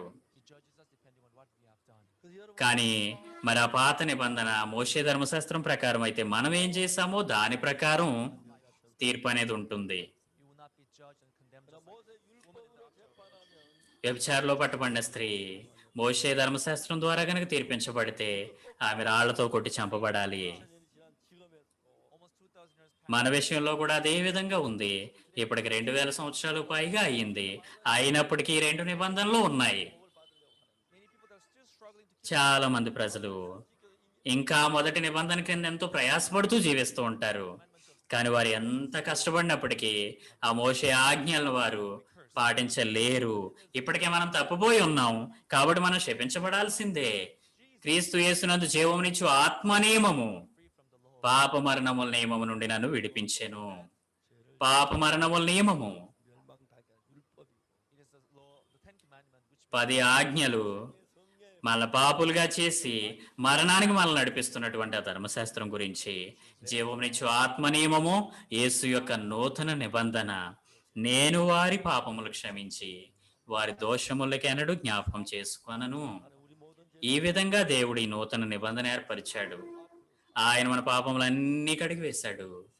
ఆయన మనల్ని క్షమించాడు. when you are in the law of spirit of life, ఈ జీవమునిచ్చే ఆత్మ నియమంలో మీరు జీవిస్తున్నట్లయితే మీరు నిత్య జీవానికి వారసులు. ఆ ధర్మశాస్త్రం క్రింద జీవించకండి. మరి IVF లో ఉన్న మన యవనస్తులందరూ కూడా ఈ నూతన నిబంధనలో మీరు జీవిస్తారని ఆశిస్తున్నాను. పాపం నుండి మీరు విడిపించబడ్డారని ఆశిస్తున్నాను. 정말 복되고 자유로운 삶을 사신 여러분 되시기를 through the blood of Jesus, and live. యేసు రక్తం ద్వారా Let us pray. స్వేచ్ఛ స్వతంత్రాలు కలిగిన జీవితాన్ని సంతోషంగా జీవించాలని కోరుతున్నాను. 그 죄로운 ప్రార్థన చేసుకుందాం. పరిశుద్ధుడైన మా తండ్రి, మీకు వందనాలు. 예수 어떻게서 오셔서 మేము శపించబడాలి, నాశనం అవ్వాల్సిన ప్రజలమై ఉన్నాం. కానీ మా పాపముల నుండి మమ్మల్ని విడిపించడానికి మీరు వచ్చారు. 우리가 율법 మంచు వలె తెల్లగా మా పాపములన్నీ కడిగి వేశారు. అందుని బట్టి మీకు వందనాలు. ఇక ఎంత మాత్రం మోషే ఆజ్ఞలతో మేము పట్టబడలేం ప్రవ్వా. జీవమునిచ్చు ఆత్మ నియమంతో మేము జీవిస్తూ ఉన్నాం. ఎవరైతే ఆ మోషే ధర్మశాస్త్రంతో జీవిస్తూ ఉంటారో Under the law of spirit of life, వారు పాటిస్తే ఆశీర్వదించబడతారు, అతిక్రమిస్తే శపించబడతారు. కానీ నూతన నిబంధనలో ప్రవ్వా మీరు మా కోసం ఏం చేశారో దాని ప్రకారం మమ్మల్ని ఆశీర్వదిస్తున్నారు. యేసు మా నిమిత్తం సిలువ వేయబడ్డాడు. మా పాపముల బాధ్యత ఆయన తీసుకున్నాడు. మీ యందు విశ్వాసం కలిగి ప్రవ్వా ఎంతో ఆశీర్వాదకరమైన జీవితాన్ని మీ ద్వారా జీవిస్తాం. కృతజ్ఞతలు తండ్రి. యేసు నామమున ప్రార్థిస్తూ ఉన్నాం. ఆమేన్. much everyone. Thank you very much అండి అందరికీ. Thank you so much, Pastor, for sharing that word. Thank you so much pastor గారు, దేవుని యొక్క వర్తమానాన్ని మాకు అందించినందుకు. The life of Pastor Park. He worked marvelously. And మరి ఎంతో అద్భుతంగా as we can see, many of యేసుక్రీస్తు పాస్టర్ పార్క్ గారి జీవితంలో మనం పనిచేయడం చూస్తూ ఉన్నాం. ఈరోజు అదే విధంగా but really మనందరి జీవితాల్లో కూడా ఆయన పనిచేయాలనుకుంటున్నాడు. చాలా మంది ప్రజలు ఆ 10 ఆజ్ఞలతో పట్టుబడి జీవిస్తూ ఉంటారు. కానీ ఎంతో ఆశ్చర్యకరంగా దేవుడు సెలవిస్తున్నాడు, నేను వారి దోషములు క్షమించి వారి పాపములకెనడు జ్ఞాపకం చేసుకొనను. ఎంత అద్భుతమైన మాట కదండి ఇది. ఆమెన్. అవును.